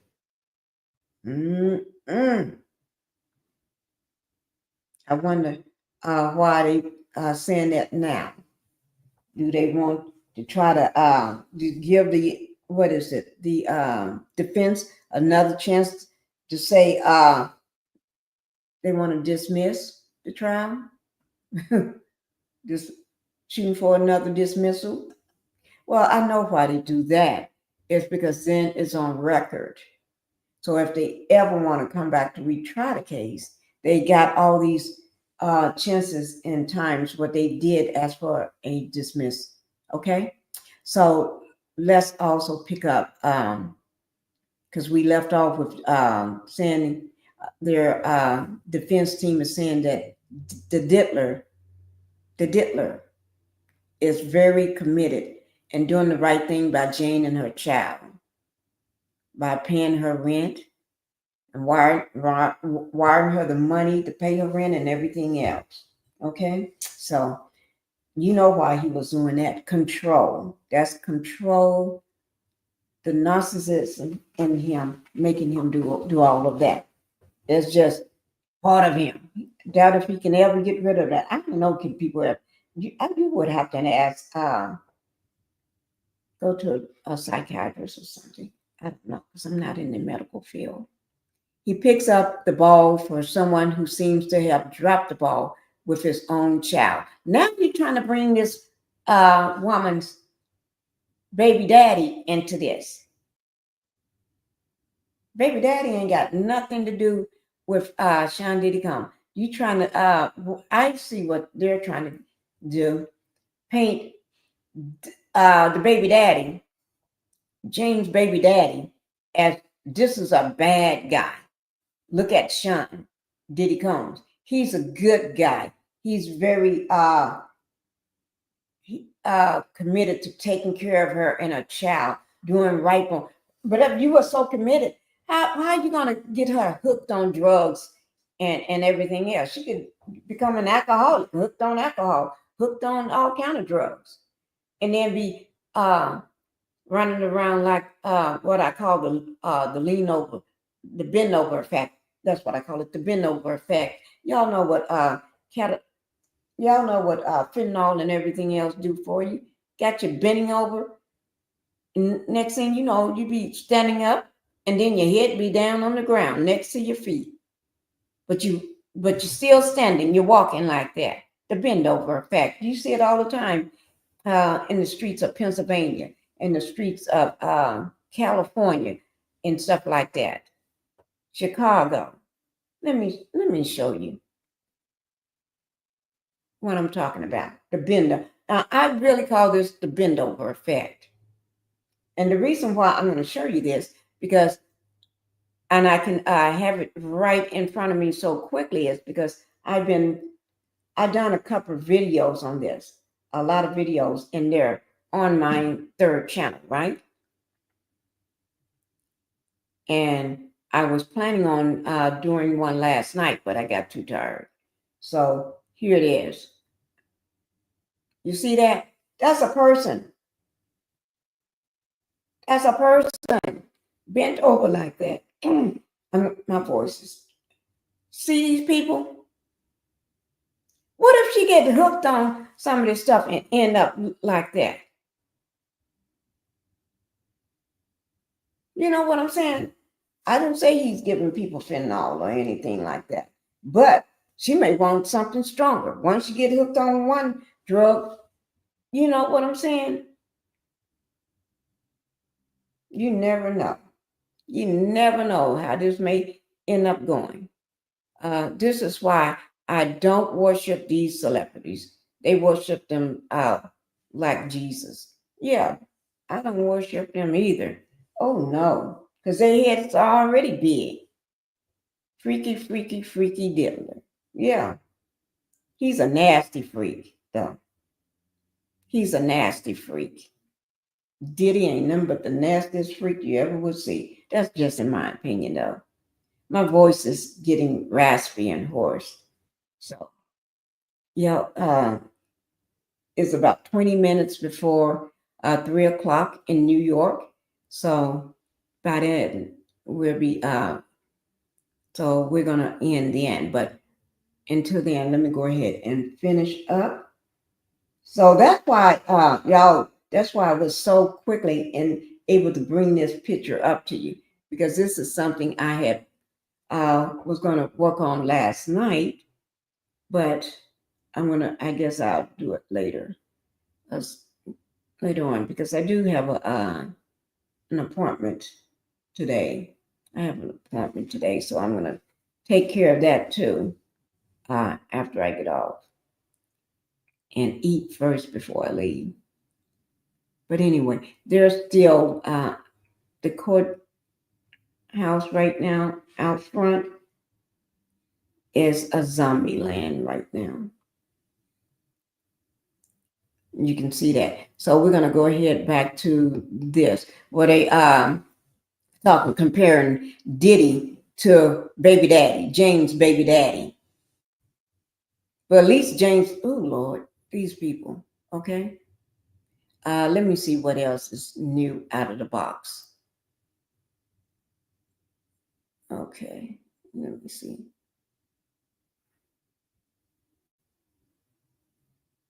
Let me see, have they said anything else? 15 minutes ago, let me show you. Well, Mark, which is the defense, Mark, said his client, Sean Combs, is the only man in America being put on trial for making homemade pornography. Oh my God. They come up with the stuff that they come up. I don't understand. Like I said, they just throwing things to see what's going to stick. Probably some moldable Play-Doh. You know how Diddy always talking about how he could mold Cassie. Oh, they got that mold Play-Doh, and they're probably sticking it up on the wall in different shades and different colors, and saying, "Oh, well, let me try the purple one this time. Let me see what this is going to be." How Diddy is. We're going to compare him to baby daddy that don't do anything. I'm taking care of baby James' baby daddy's kid or whatever, and throw it on the wall. Oh, that didn't stick. Let me try another. He pays her rent. Oh, yeah, we already know that stuff. Okay, but Margaret's also saying that Diddy is the only man in America being put on trial for making homemade pornography. Oh my God. That didn't stick to me. I'm under the impression this is a popular thing nowadays. Did he really say that? This is a popular thing nowadays? The defense attorney, his closing arguments continue into Friday afternoon. Wait, now, did he really say that? This is a popular thing nowadays. Are you trying to say back then men did not do, there was no pimps back then, or Hollywood men and in the music industry did not do this to women, but nowadays women are coming up with these false, alleged, make believe money grab, statements that, oh, he beat me. Oh, I got kidnapped. Oh, he helped me for 5 days in a warehouse. Oh, he made me call up some SEX porns guys and told them I'm going to fly them in. Oh, I had to pay them. Oh, we did it for 3 to 4 days. And he forced me to do it. He never, no, he didn't force me to do it. Oh, I just don't remember. Oh, gosh, are you trying to say, like I said, I was trying to do a voice like them. Like, oh, gosh. Okay, he also said it was relevant that Cassie, who claimed she was abused, at Brianna's XEX party with Combs and male escorts, kept videos of those freak offs on at least one personal device. If y'all think she kept it, what device was it? At least one personal device was it? Where did she keep it at? He's urging the jury to watch the videos so they would see romantic, intimate scenes. Oh my, guys, I cannot take it.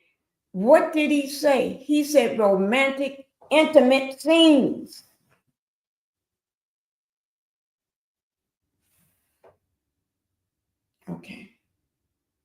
Okay, guys. Okay. It don't make no sense. It don't make no sense. But they trying to make it make sense. They trying to make it make sense. I don't know to who, but that's what they working on. Okay? We already know. We ain't falling for that. I know everybody in my chat ain't falling for none of this crap. But somebody is falling for it. Just like the woman that said, I need to bring her up. Whenever I need a laugh, just bring up this woman. Let me just find this woman. Whenever you need a laugh, you just bring her up. Okay? Just bring it up. I have to, guys, because right now the courtroom, they're not doing nothing right outside. So we're gonna bring her up so we can get a laugh. Okay? We're getting ready to get a laugh.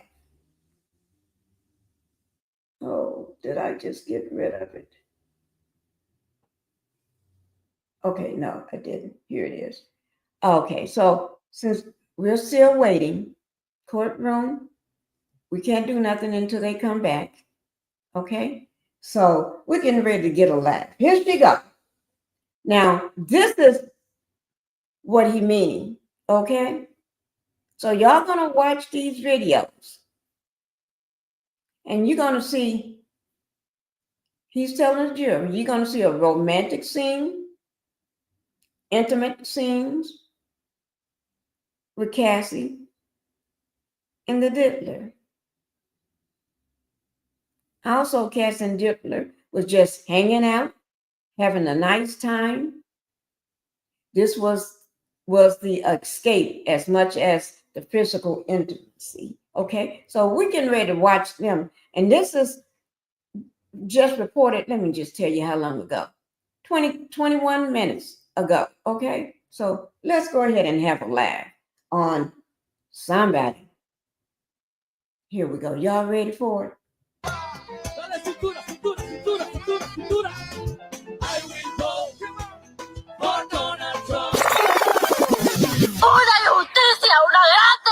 It's been happening frequently at the 333 Miami Avenue Federal Court building. Janet Correa's husband was detained this week. According to her immigration lawyer, he has already been placed on expedite removal.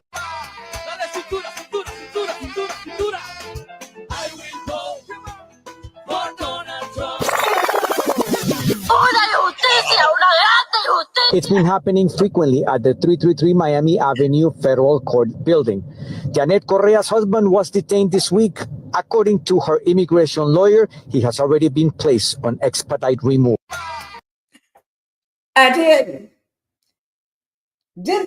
I told you guys, y'all need to have a laugh on something, because what this man is saying don't make no sense.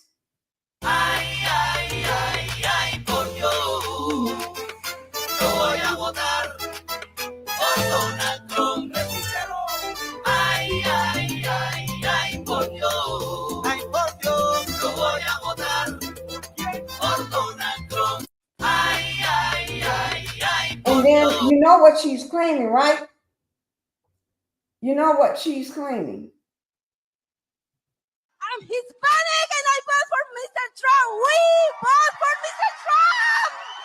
Yes, Mr. Trump. We love you. We love you. All the way to the White House. Beyond betrayed. They used us. They actually. That's what beyond. Wait now. Don't make no sense. Here it goes. During the campaign, and I don't want to make this political, but during the campaign, the elected officials from the Republican Party, they actually told us that he was not going to touch the documented people. I'm Hispanic and I vote for Mr. Trump. We vote for Mr. Trump. Y'all see? Don't be fooled. Don't be fooled what the defense team is saying. Don't let them fool you. Hello, Nikki. Okay, you spoke to Nikki, your niece. Back to I tell you.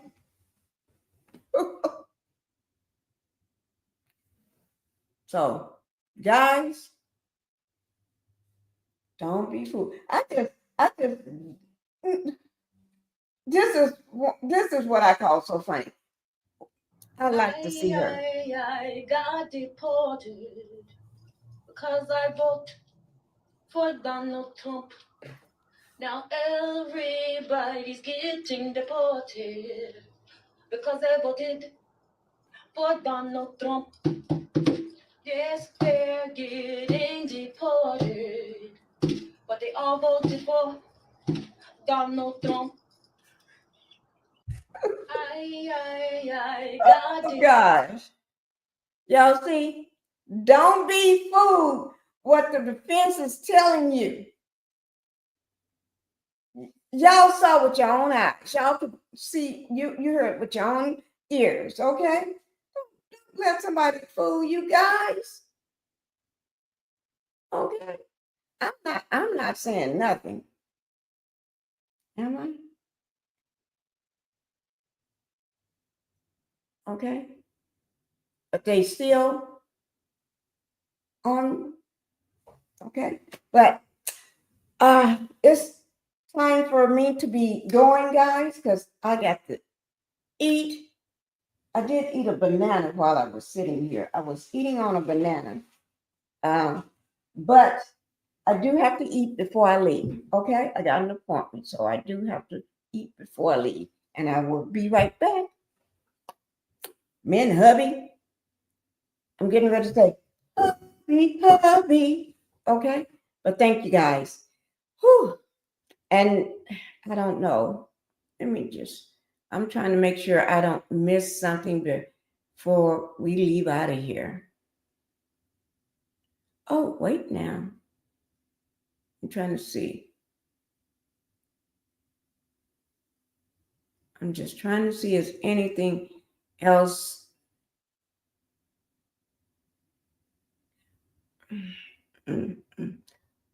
Only thing before I leave, they're just saying the defense team is saying Jane may now be regretting that she made a choice to join in Diddy's freak off. Freak offs with another man, because they said Jane. Jane normally call them hotel nights. So if that's what Cassie called them, is freak offs. Okay, but nevertheless, this is the defense lawyer Mark saying that. And he said, but you can't look at things like criminal conduct looking backwards. The lawyer pointed to a part of Jane's testimony where the synonym witness concealed she has second thoughts about participating in the events, which she was initially open to. He also argued that Diddy says her agreeing to it and had no reason to think she felt otherwise. Oh, he should have, because she kept telling him she wanted to have time with him. And then she kept telling him, she even had in text, she don't want to do this, but she have to do it because then you'll stop paying my rent. And then also, she said she thought that was a way to be close to him. She was doing this just to be close to him and everything. And she did tell him several times that she don't want to do this. So I don't know what he's talking about. I tell you, they trying to do anything say anything that's going to make it stick. She was open to it in the very beginning because she thought it made it something to do to make him happy, or it was something new. She didn't know it's going to be her job. She didn't know then he's going to do a switch and bait. Now this is your job. Oh no. And the paying your rent thing, that's control. Seemed like he was paying a lot of people's rent to control them. That's what people would do. Don't think we're crazy and don't understand how it works, okay? And she now resents him for it. Mm-hmm. And Mark is also saying from the defense team, regret is not the same as intent at the time. Man. Okay. It was fun. Fun. Okay. Thank you. Thank you, Black Titanic. Guys, we're going to be pulling out of here. It is in a few minutes. It will be 3 o'clock in New York. It's 2:57 in New York right now. I just want to see a few minutes whether anybody going to walk out of that door and make a statement. That's what I want to see first before I leave. Because if somebody walk out of that door and make a statement, and I miss it, I will be upset. But I'll get over it really quickly. I'll get over it, and then I'm going to post it on a video. Y'all know I got you. But yeah, that's the size of it right now. Let me just check something. Guys, y'all don't know, I check my analytics all the time. Yeah, let me see what it's saying right now. Okay, my analytics is saying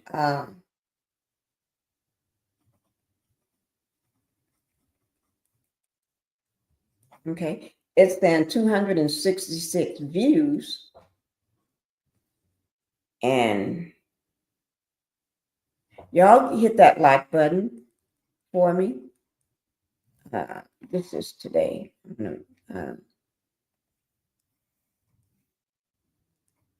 Oh Lord, I'm saying this is 6/27 live. Okay, but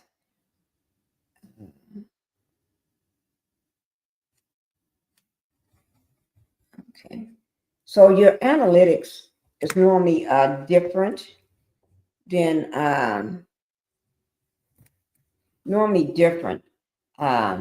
because you're looking behind the scenes in a way.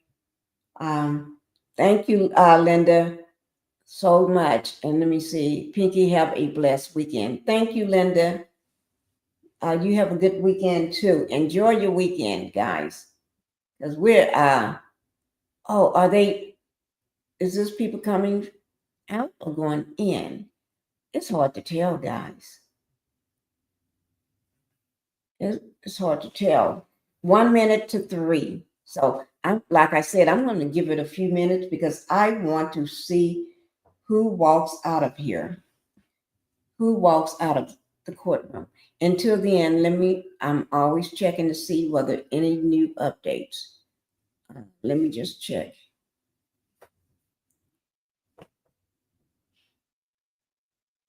Okay, we got another new update. Let me see. This says, because I'll always refresh it just to make sure. This is 2 minutes ago, but let me see. 2 minutes ago.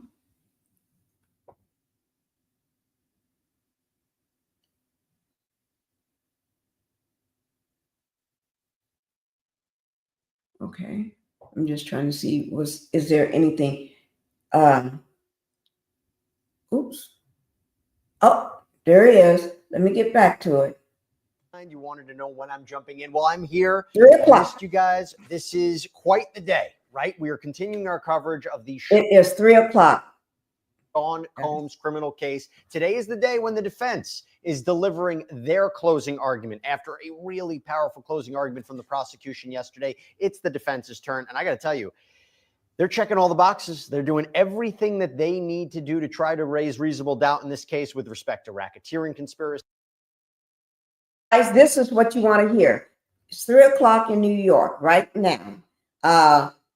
So they're coming with anything that we missed in between from when they went on a break. He's summarizing also the entire anything that happened from the morning to now. He's giving you a complete summary of what went on in the courthouse. And this is Jesse with Law&Crime. I love it.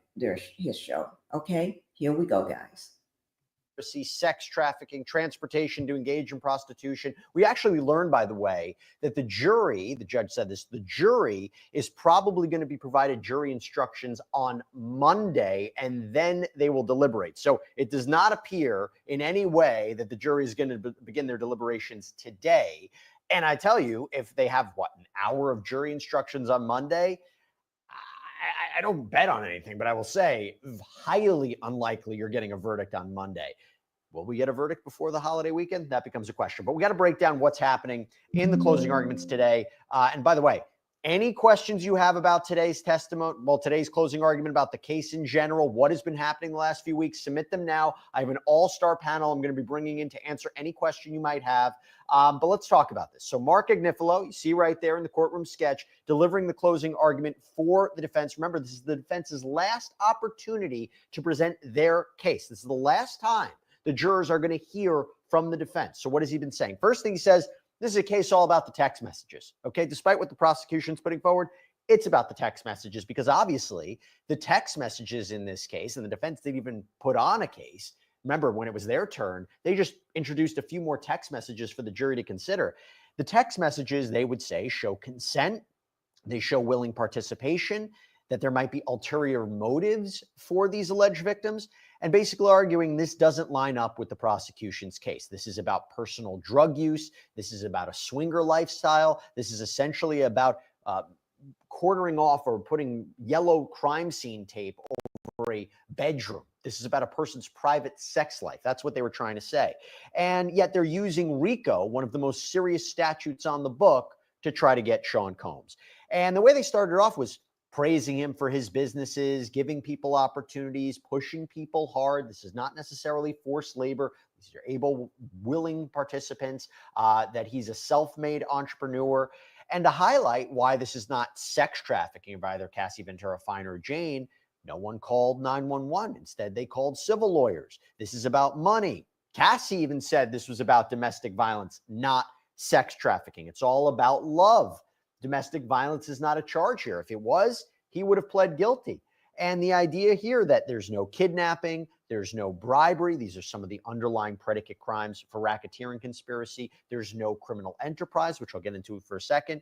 But he focused, Mark Agnifilo, on each one of the alleged victims. So with respect to Cassie, this was a relationship built on love, that she was insanely jealous. How can you say you have all of these instances that might be consensual and then one is sex trafficking? That's a big jump. that you talk about the jealousy was spurned through Kim Porter. It was spurned through Gina. And I think this is important. He highlighted that Cassie ultimately left the relationship. She could always leave. That's the point. The reason it's not sex trafficking is she could always leave. What happened when she left? Nothing happened to her. He also talked about Kid Cudi, talked about there was not significant evidence tying Sean Combs to the alleged arson of Kid Cudi's car. Talked about how Cassie is a woman who loves sex. She was the one who got a burner phone in this case. She was the one who had all these videos. Was it ever realistic that Sean Combs was going to be releasing sex tapes to blackmail her? So kind of raising reasonable doubt in that perspective. When you talk about Jane, really highlighting through text messages, Jane wanted all this to happen. She liked one of the sex workers. You know, Combs was doing the right thing. He was paying things for her. He's damned if he does. He's damned if he doesn't. He was trying to do the right thing by paying things for her. Basically said a lot of her stories don't make sense, striking at the credibility of Mia, this former personal assistant who says that she was sexually assaulted by Sean Combs because, you know, she stayed in touch. She wrote praising him in messages. They made the argument it was basically consensual what was happening to them. The argument against prostitution, which I've always said before, transportation to engage in prostitution feels like the most straightforward charge. You look at the Amex receipts, the travel records, the text messages, the audio messages from Sean Combs. It seems the argument would be he was paying for arranging the transport of men, don't even have to be sex workers, men, for the purposes of sex work. They made the argument, well, porn stars get paid. He probably thought this was legal. And then finally, going back to racketeering, the top charge carries up to life in prison. He's the only one charged here. No one said that they were part of a racketeering conspiracy or a racketeering enterprise. There is a gaping lack of evidence in this case. So, want to continue the conversation, want to talk all about it. Let me bring in my all-star panel. So, first of all, on the ground, we got Law&Crime's Sierra Gillespie. Sierra, hi. I'm going to wave to Sierra, who's outside right now. There she is. We also have with us trial attorney Oppie Patterson, and we also have with us former federal prosecutor Nima Rahmani. All-star panel. Great. Now, Sierra, I'm going to start with you. A, I'll ask you, what do you make of the closings from the defense so far? And B, I got to ask you, did you see this thing that came out that if anybody doesn't know it, Christian King Combs, right, the 27-year-old son of Sean Combs, the defendant, has apparently teamed up with Kanye West, who made an appearance, remember earlier on in this trial, actually showed up at court to support Diddy. They're releasing new music. Including a song called Diddy Free. The timing of this, very interesting. So, Sierra, what do you make of the closing so far from the defense? And what? Got to y'all hear that craziness? This Kanye West don't realize he Lord, I pray they don't put his daughter in that video. Oh Lord, please don't do that. Don't do that to that poor innocent child like you did last time. Oh my God. What do you make of Diddy Free? Diddy Free. Well, Jesse, I love a two-part question, and you got it there. Two really important things from today. So I'll start with the former, which is closings from Mark Agnifilo. And honestly, I think that they're memorable, to say the very least. I mean, especially if we're comparing it to yesterday when we had AUSA Christy Slavic coming, and by all accounts was very, methodical. She had her notes. And again, I'm not knocking her in any way. There's a lot of dates to remember, and she's giving basically a 4-hour speech to the jurors. But you've got that the jury goes home last night and maybe thinks about. And this morning, you've got Mark Agnifilo, Mark the Shark, who's coming in strong with the theatrics. Fireworks, I dare say. And, he's saying things like jokingly, where he's saying things like, oh, he likes some lube, lock him up, things like that. Or he's kind of maybe even crossing the line in a way, talking about the relationship between Cassie and Diddy, calling it a modern love story, when in opening statements we heard from Tenny Garagos calling this domestic violence in relation to the Intercontinental Hotel situation. I mean, so there's memorable things, I think, from this closing argument as far as the defense is going, and they're pulling out all the stops, right? Because it's their last chance to talk. So I think they're doing what they can, right? They're memorable. And then for the second part of this question, wow. Okay, so we know that Kanye likes to make a name for himself or likes to kind of ruffle feathers in a way. And we did report on it. I believe you talked about it on Sidebar, Jesse, and we reported on it on my show Scandal and here on Law and Crime that a while ago, Kanye had released this song called Lonely Roads. And not only did it feature his young daughter, Northwest, but a jailhouse recording of him talking to P. Diddy. So people, of course, are starting to talk.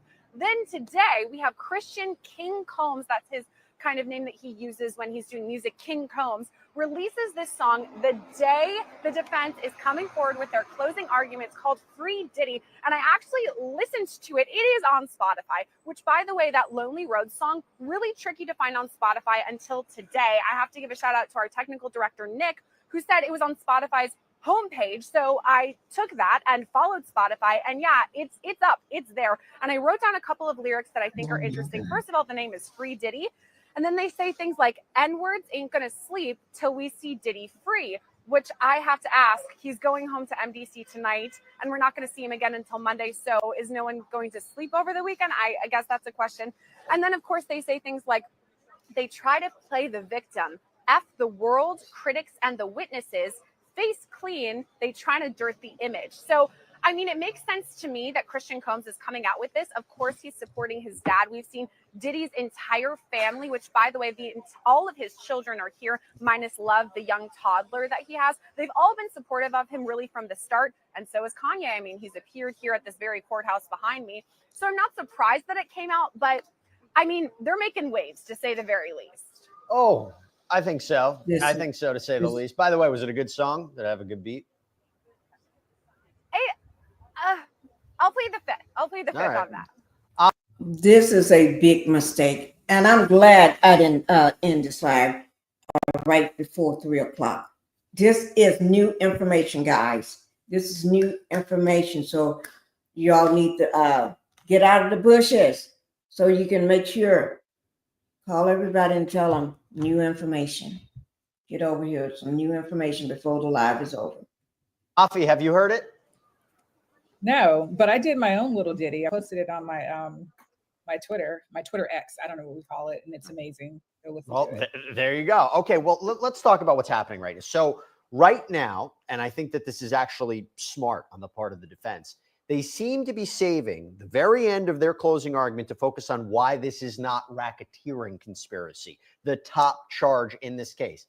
Agnifilo says they didn't charge racketeering, they charged racketeering conspiracy. They need a co-conspirator, and they just don't have one. They claim KK, meaning Christina Quorum. The evidence at this trial shows KK is a helpful person. Kerry Morgan called KK and D-Rock. They are not co-conspirators. If John Gotti were kicking in your door, would you call Sammy the Bull Gravano? No, he's a co-conspirator. There was only one trial. KK is not a co-conspirator. KK is a very nice person. There is no evidence that anyone is a co-conspirator. Firearms are not charged. Homeland Security cannot say where the guns were. The Suge Knight story, it's not charged. Dawn Richard, remember her? Miss Westmoreland did the cross, not charged. Yesterday, the government said in the videos, you don't see guns, but he probably shouldn't keep videos with guns in them. Is that fair? That's a little sinister. Why are they doing that? And it was Cassie who asked to be urinated on. A lot of different things here. Okay, so Nima, what do you think? Where is your percentages on the racketeering charge after you heard what was presented yesterday from Christy Slavic talking about why there is a criminal conspiracy, how all the assistants and bodyguards were on board, laying out the different underlying predicate crimes versus what you're hearing from Mark Agnifilo? Where do you stand on the racketeering conspiracy, Nima? Yeah, I'll give you my percentages. I'll even shoot my shot. So I think this case is going to come down entirely to racketeering because I think prostitution is in the bag. I don't buy the porn star argument. That's just a terrible argument. And I have concerns about sex trafficking. So racketeering is going to make or break this case because if it's just prostitution, Jesse, it's the most expensive prostitution trial in American history and a waste of time. So I would put my percentages as follows. Prostitution, 100%. I can't see any juror letting him walk on prostitution. You can't say 100%. You can't say you got to give it 95, 90 because the juror, there could be a juror who's like, no, I'm good. Okay, I'll give it 95%, 80% on racketeering, 20% on sex trafficking. Those are my confidence levels. So my prediction is prostitution, racketeering, guilty. Okay. Sex trafficking, not guilty or hung. Let me go back to some questions we have coming in. So first of all, we got a question from Nancy Nicole D. Will you be here next week for Verdict Watch? Yes, I will be here for Verdict Watch. We are all, the Law&Crime team, going to be here for Verdict Watch. We're going to be doing extended coverage before, during, after the verdict as well. We got a question from Denise Rose, 7335. Hi, Jesse. So I just want to say that you and Elizabeth have been doing such a great job during this trial that both of you should take a very long deserved vacation when this trial is over. That's a great idea. I think that's a fantastic idea, right before Koberger, nonetheless. Okay, I'm going to throw this one to you, Afi. This is from Northern Sunset 1.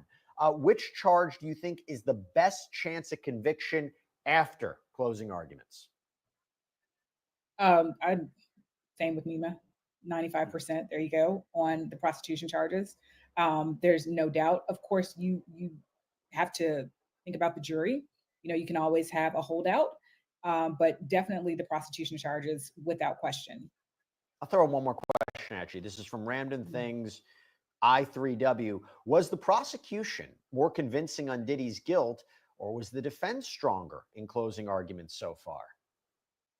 I think right now, how do I pronounce his name? Is it We've been saying Mark Agnifilo. Agnifilo. There we go. Okay, so I think Agnifilo's style is, very avuncular, very down to earth, and I think that's what you need with jurors. But I also don't really like some of the things he's saying. So, for example, he said that Cassie made the adult choice to leave. Let's keep in mind, she made the adult choice when she was actually an adult. Was it not an 11-year relationship? Originally, we're forgetting that this young girl, 19 years old, walked into a very dark situation where she was beaten and doing some really interesting and provocative sexual things at 19. Yes, and signing NDAs and very intimidated in a very grown-up world. But when she was an adult, yeah, she didn't make the very adult decision to leave. He asked things like, "Hey, can somebody can you pimp your girlfriend?" I'm using the word pimp, but can you prostitute your girlfriend? Maybe, but he didn't receive anything of economic value. You don't have to receive money. You have to receive some type of value. I think he's falling short in a couple of places. He tells us at one point, "Oh, Cassie lied. Oh, Capricorn Clark lied." And then in other places he says, "You've got to believe Cassie. You've got to believe Capricorn when it's favorable to them." So I don't think I think he's doing a really good job talking to the jurors and meeting them where they are. And he's not being very formal. He's not using a lot of legalese, which is good. But I don't think that he's making the best case. I think that he's doing what a defense attorney does when they have nothing. They stand and they defend. And that's what he's doing. He's standing and he's giving you fantastic nothing. Wow. Let me know what you really think about this. There you go. I'm gonna challenge a little bit on this because I'll make my point. By the way, great question, great comment from Smarty Pants 1225 super chat comment. Thank you so much, Jesse. Please don't leave us again. I'm never leaving you. I'm never leaving you. But we got a great team. I can't be on 8 hours a day. We got Sierra, we got Chris, we got Anjanette. But thank you so much. I appreciate it. Okay, Nima. Here's the thing. I think the prosecution did something very smart yesterday. I think when they said, we're not saying every one of these episodes is sex trafficking. Nope. They can consent one time. They can consent 2 times, 3 times. Doesn't mean they consented all the time, right? And you only need one instance to say it's sex trafficking, whether it's Cassie 2016, the hotel tape, right? Whether it's the plane incident being shown freak-offs, whether it's Jane, the violent incident, I think from June of 2024, take this pill, the text messages where she's showing reluctance. But at the end of the day, isn't the defense doing something here by saying this is a toxic domestic violence situation? This is a domestic violence crime. You would have pled guilty to it. But how do you transform this into racketeering? When Mark Agnifilo said, you're going to tell me that all of this was consensual, oh, but the one that wasn't, it jumps to sex trafficking? That felt to me like it stood out. No, Nima? It did, and that's why the prosecution recognizes the challenges of that, and that's why they sent the court the letter saying the following: you can revoke your consent. Paying the sex workers doesn't mean consent. You can look at the history and the totality of the control, right? The physical violence, the drugs, the financial control, the extortion of the sex tapes to say something's coercive. Look, the prosecution, these are the best prosecutors in the country in SDNY. They know that they have challenges and the sex trafficking is weak. That's why it's not what they said yesterday, it's when they said it. And that's why they led with racketeering. That's why they talked about the kidnapping. They talked about the arson. They talked about the drugs. Jesse, that's where they started. The drugs are the easiest argument. And they're trying to say it's personal use, it's not distribution. But look at all the drugs they found when they raided his home. So, you know, obviously the government is trying to shore up the trafficking and the sex trafficking and try to prop up their witnesses. But it's an uphill battle. But I think with racketeering, they have a much stronger argument. So I think with racketeering, the stronger part of racketeering is the underlying crimes. If you say, you know, transportation to engage in prostitution, a form of a predicate crime for racketeering feels pretty strong. Bribery, Eddie Garcia, the hotel security guard, feels like a stronger one. Arson, Kid Cudi, who else would have blown up his car? I think that's what the prosecution has been trying to say. But the criminal conspiracy, the criminal enterprise, everybody on the same page, Mark Agnifilo raises a good point. Did we hear enough evidence of that? Now, I want to give everybody an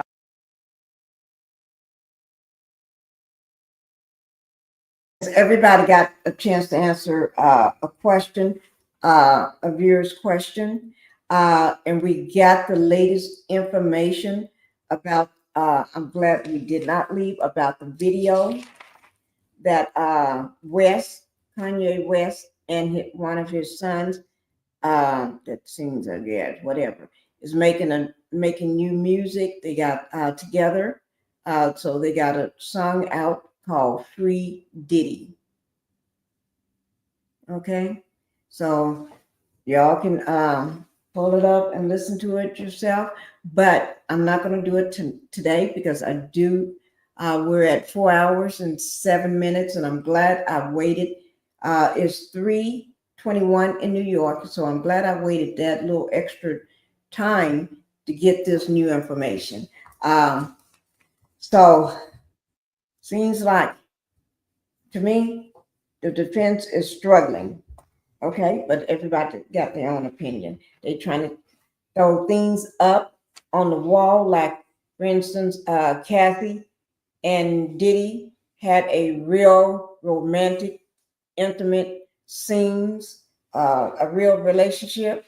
Oh Lord, I don't know where they getting that from, but also, and then Jane, that Diddy is the only man in America being put on trial for homemade pornography, and that he's better than the baby daddy, her baby daddy, comparing Diddy with the baby daddy, saying that Diddy is taking care of another man's child, basically, and paying her rent. Okay, all right, but guys, tomorrow, Saturday, I will be dropping the latest, summing all up. This will the latest information on today. But anything new develop on today, after this live or coming out of the courtroom, I will be dropping it tomorrow. I will not drop any new stuff on Diddy unless it's a short clip. Now that I will be doing probably some short videos on it. Y'all know I love to do the little short videos on them. Okay, but I do want to thank everybody for being here. I do want to thank everybody for being in the live, for coming, to supporting the live and everything. I enjoyed the live. I had a great time, and I always have great people in this live. Thank you, Linda Gamble, Black Titanic, Get Well, and everybody else, all my people. Thank you guys. Okay, so you all know how we do it when we get out of here. We just, so you will see the thumbnails on all three of my channels for today. You will see it. This is one thumbnail for one channel, the other channel, and here. So these last two, I'm not sure which channel is going to be on. But thank you guys. for being here. I really do thank you guys. So I got to go, but y'all know how we do it. Let me go ahead and put it on. Oops. Yeah. Oh, Lord. I don't know where I am going with this, but I'm going somewhere. Bye-bye. Yeah, I'm tired of shit, and the coffee ain't hit yet. Damn, ain't that great. I don't want to go to work because my boss is a jerk. And